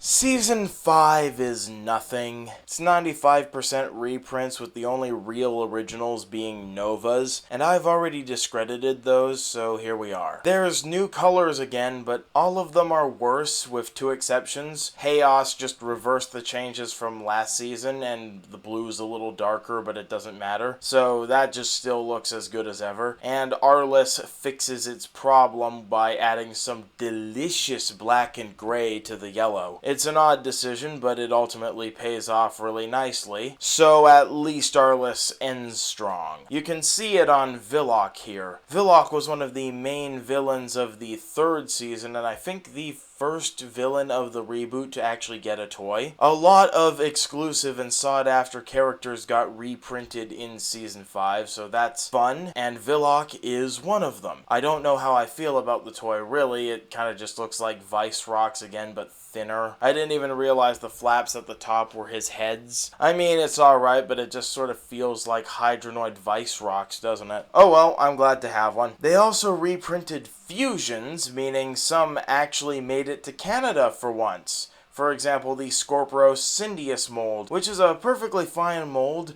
but this particular one is cool for being the first Chaos Darkest fusion, making him mostly black and white, which is a look that no Bakugan has really had prior. Too bad the toy has a discrepancy with the card by being Pyrus Darkest, because this season was finished on the single computer left in the office as they moved everything out of there. Here's a Darkest Gorphion. They finally started reprinting some Season 1 guys. They didn't have that before. The beauty is gone, you know. I know I'm not being very enthusiastic, but this season offers me really nothing to talk about, really. It's a final victory lap for the 2018 reboot. It just kind of feels like the kitchen sinking of the sticky wall to fill time until Generation 3 comes out. Maybe in a different universe I would have a more mournful and angry tone about the ultimate fate of Generation 2, but it's clear that they now want Bakugan to be a continuous, constantly reiterating franchise like Beyblade or Yu-Gi-Oh! Or Pokemon. So I'm not really bitter about losing a thing I love a second time. Gen 3 looks fantastic. Yeah, it's made baffling changes, but so did the 2018 one. These designs actually look like a marrying of the reboot and legacy stylings, and since the card game fell through, it's nice to see them push the physical aspect that's always been Bakugan's main approval. It even keeps up on improving with the past by being a far more robust swapping feature over the Baku mutants. I think and I hope we're going to be okay. In fact, after writing that line, I actually got a few of them, and they're pretty alright. The regular ones are a little disappointing feeling. I don't like that they brought back the fold-out feet, and being cut in half kind of limits their design. But then I got one of the special attack ones, and they fit an entire Bakugan, like with all the trimmings and everything, into one half of another Bakugan, and that's really, really impressive. Like, I've always wanted a Sky and Gaia Dragonoid, and now everyone is Sky and Gaia Dragonoid. I'm really enjoying it, actually. Ultimately, the special attacks are sort of the equivalent to Ultras, so hopefully Generation 3 will see an improvement in its cores the same way everything else had. I'm, once again, hopeful for the future. But for now, I want to send the 2018 reboot off on the best foot I can, which is by talking about the best thing it objectively did in its contribution to the legacy of Bakugan. In the original series, there was a classic and beloved tie-in game. It was essentially a digital version of the toy game. It was accessible, it was engaging, it was loved. It was everything we would have wanted from a reboot tie-in, because maybe a digital version of the card game would have helped it,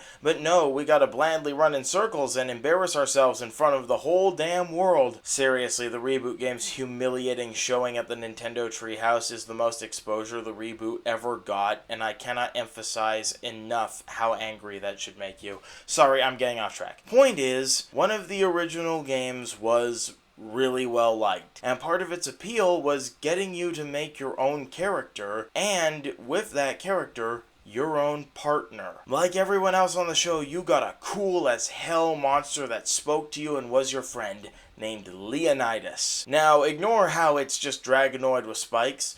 This was a fully original character with a real functioning toy designed for the game, and yet for some reason they never had any intention of producing a toy of Leonidas. Like, why would you endear your young fans to a character, make it their personal friend, and then just not give them the chance to have it in reality? Why would we sell the kids their best friend we shoved on them for 15 hours? Really, it should have been obvious Spin Master was inept from the start, but whatever. Ultimately, though, years later, as a last request from the retiring community manager Ventus Knight, the new game made a secret mission where, after training us not to expect legacy characters, a new Leonidas was introduced. Really different, but still an edited Dragonoid in the end. It's like he never left. And being an edited Dragonoid is not just referring to the model now, because they finally did it. They made a Leonidas toy, and they made it exclusive to their terrible arenas. It's not worth it. However, they did do one more faction, proving the superiority I always saw in it. Chaos makes Leonidas look godly. Despite making legacy fans so mad, despite being such a shift both legally and culturally, despite it all, the reboot made the best piece of fan service they could have. Vladitor stays in hell, bitch. So, what have we learned? That 2000s kids have no taste, that I put too much importance on toys, that someone could kill me and it wouldn't matter, that I need to talk to a therapist. Well, yes, but most importantly, what we've seen today is how a series can translate itself between two eras. The original was art of the edgy 2000s. There was Darkness Realms and anime proportions and warriors and monsters and death machines, and yeah, it was great. But the reboot is art of the 2010s, with a lighter concept, but with more internal complexity. It's not as harsh and shallowed and dark and violent and all that good stuff that made 2000s great.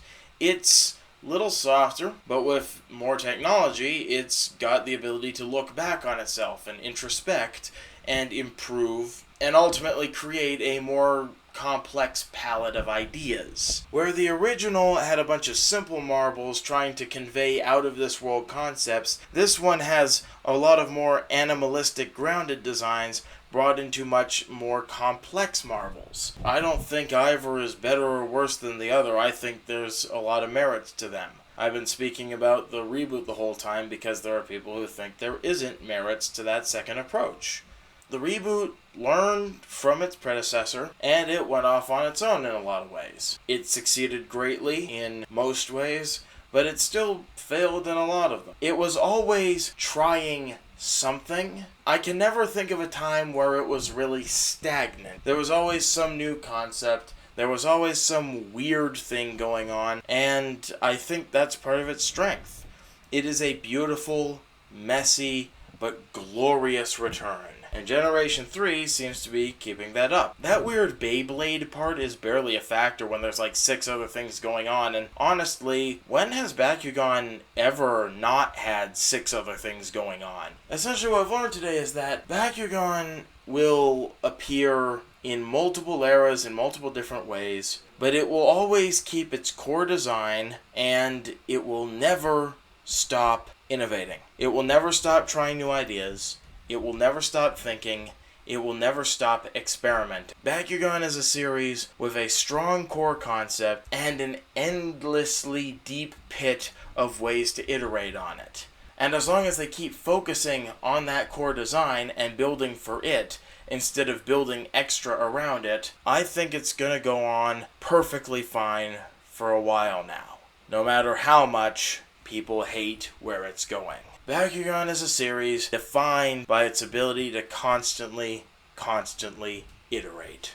So, what was the point of all this, and why does it matter? I mean, yeah, I've come to the conclusion I've come to, and I have all of those things that I was talking about answering right at the start, but what is actually ultimately special about Bakugan in comparison to other monster battling shows? Other monster shows have toys, they have toy battling games, they have all this sorts of stuff, but none of them do it like Bakugan do, but it's like, that doesn't really matter, does it? Because it's just a drop in the bucket of a huge genre. Everyone does it differently. Kaijudo did it differently. Like, yeah, I could tell you about how they made themselves sortable and collectible, and because of all the variations, everyone had their own collection, really, and it was sort of helpful to the imagination, I guess, but this really just tells you why it was making me want to consume, and that's a bleak as shit reason. I guess I could try to justify it culturally. I mean, that was sort of the main conceit, but I don't really know anymore. I think I just did this because I love them. I didn't have a lot of interest in things as a kid. I latched onto a few very specific things, and no matter what, I stuck with it, even when it went away. So, Bakugan was one of those, and I'm just still fixated. This is an obscure series that makes me this passionate, so I'm gonna have to be one of the ones who makes relevant content, I guess. But also, it makes me look super desperate, doesn't it? Months back, I saw a tweet by someone I won't name here because it was just a random Twitter, but still, it was shocked at how Chaos looked, quote-unquote, now. Even though it was showing a picture of Season 5. Suddenly you're noticing now. It was a major, like, toy creator type guy, and they are only noticing that the thing across from Transformers is a Bakugan, and they know what that is. And then I see another one a couple weeks ago that somebody found out about the Generation 3 show and was comparing the original Dan Kuso to the new design, and I want you to guess how people react. Not my childhood, not what I care about. How could they do this to me and my stuff? Yeah, I completely missed a reboot that lasted longer than the original, and I'm acting shocked about its existence now, but no. Now I noticed the new thing, and I don't like it, so now I'm important. Fuck you. You don't care about this. You stopped giving a shit about this, and suddenly you're here, acting like you were in the trenches. Fuck you. So yeah, spite is another reason I'm doing this, but honestly, beyond all of that, it's just kind of inspired me to want to try to make people care, I guess. Because even with Generation 3, with the 2018 reboot going, there is going to be a part of this franchise, a form of it I've come to love, that's going to be going away. Again. I watched the card game get sniped by COVID. The 5th year is entirely reprints.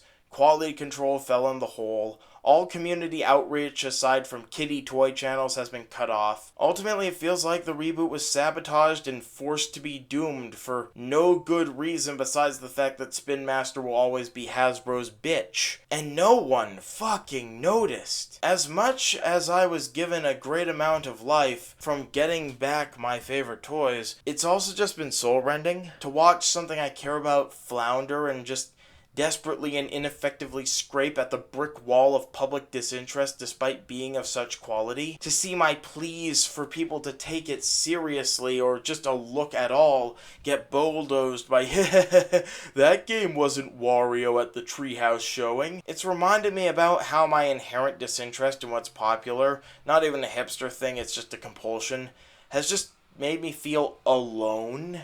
When I started writing this, we didn't know about Gen 3 or its prototypes, so I was sure I was about to lose something important to me for the second time, and this video, as I said, was a final attempt to make people, at the very least, understand what they missed out on. I bought a Transformer recently, at the time of writing.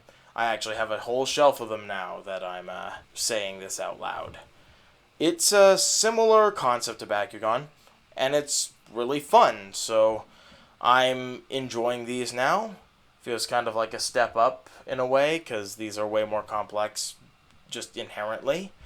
And yeah, it's great. It's got a whole bunch of stuff I can look into, and people have gotten over the whole "that's not my childhood" thing. So ultimately with Transformers, because they've been going since the 80s, I can sort of rely on them to be around, knock on wood. But as much as I love Transformers, I'm always going to feel a little bit of bitterness that this is my new main collection, because I couldn't rely on the things I once loved. There's nothing special about Bakugan, really. I mean, it had a few things that were unique to it, but honestly, it was no different than really any of the myriad of Pokemon clones the 2000s had. It's just the one some people remember a little bit. And so ultimately, the most special thing about them is that I like them, and I think they're worth caring about. That's all there really is to it, isn't there? If any of this has actually interested you at all, go take a look and see if you can find some secondhand. Try Generation 3.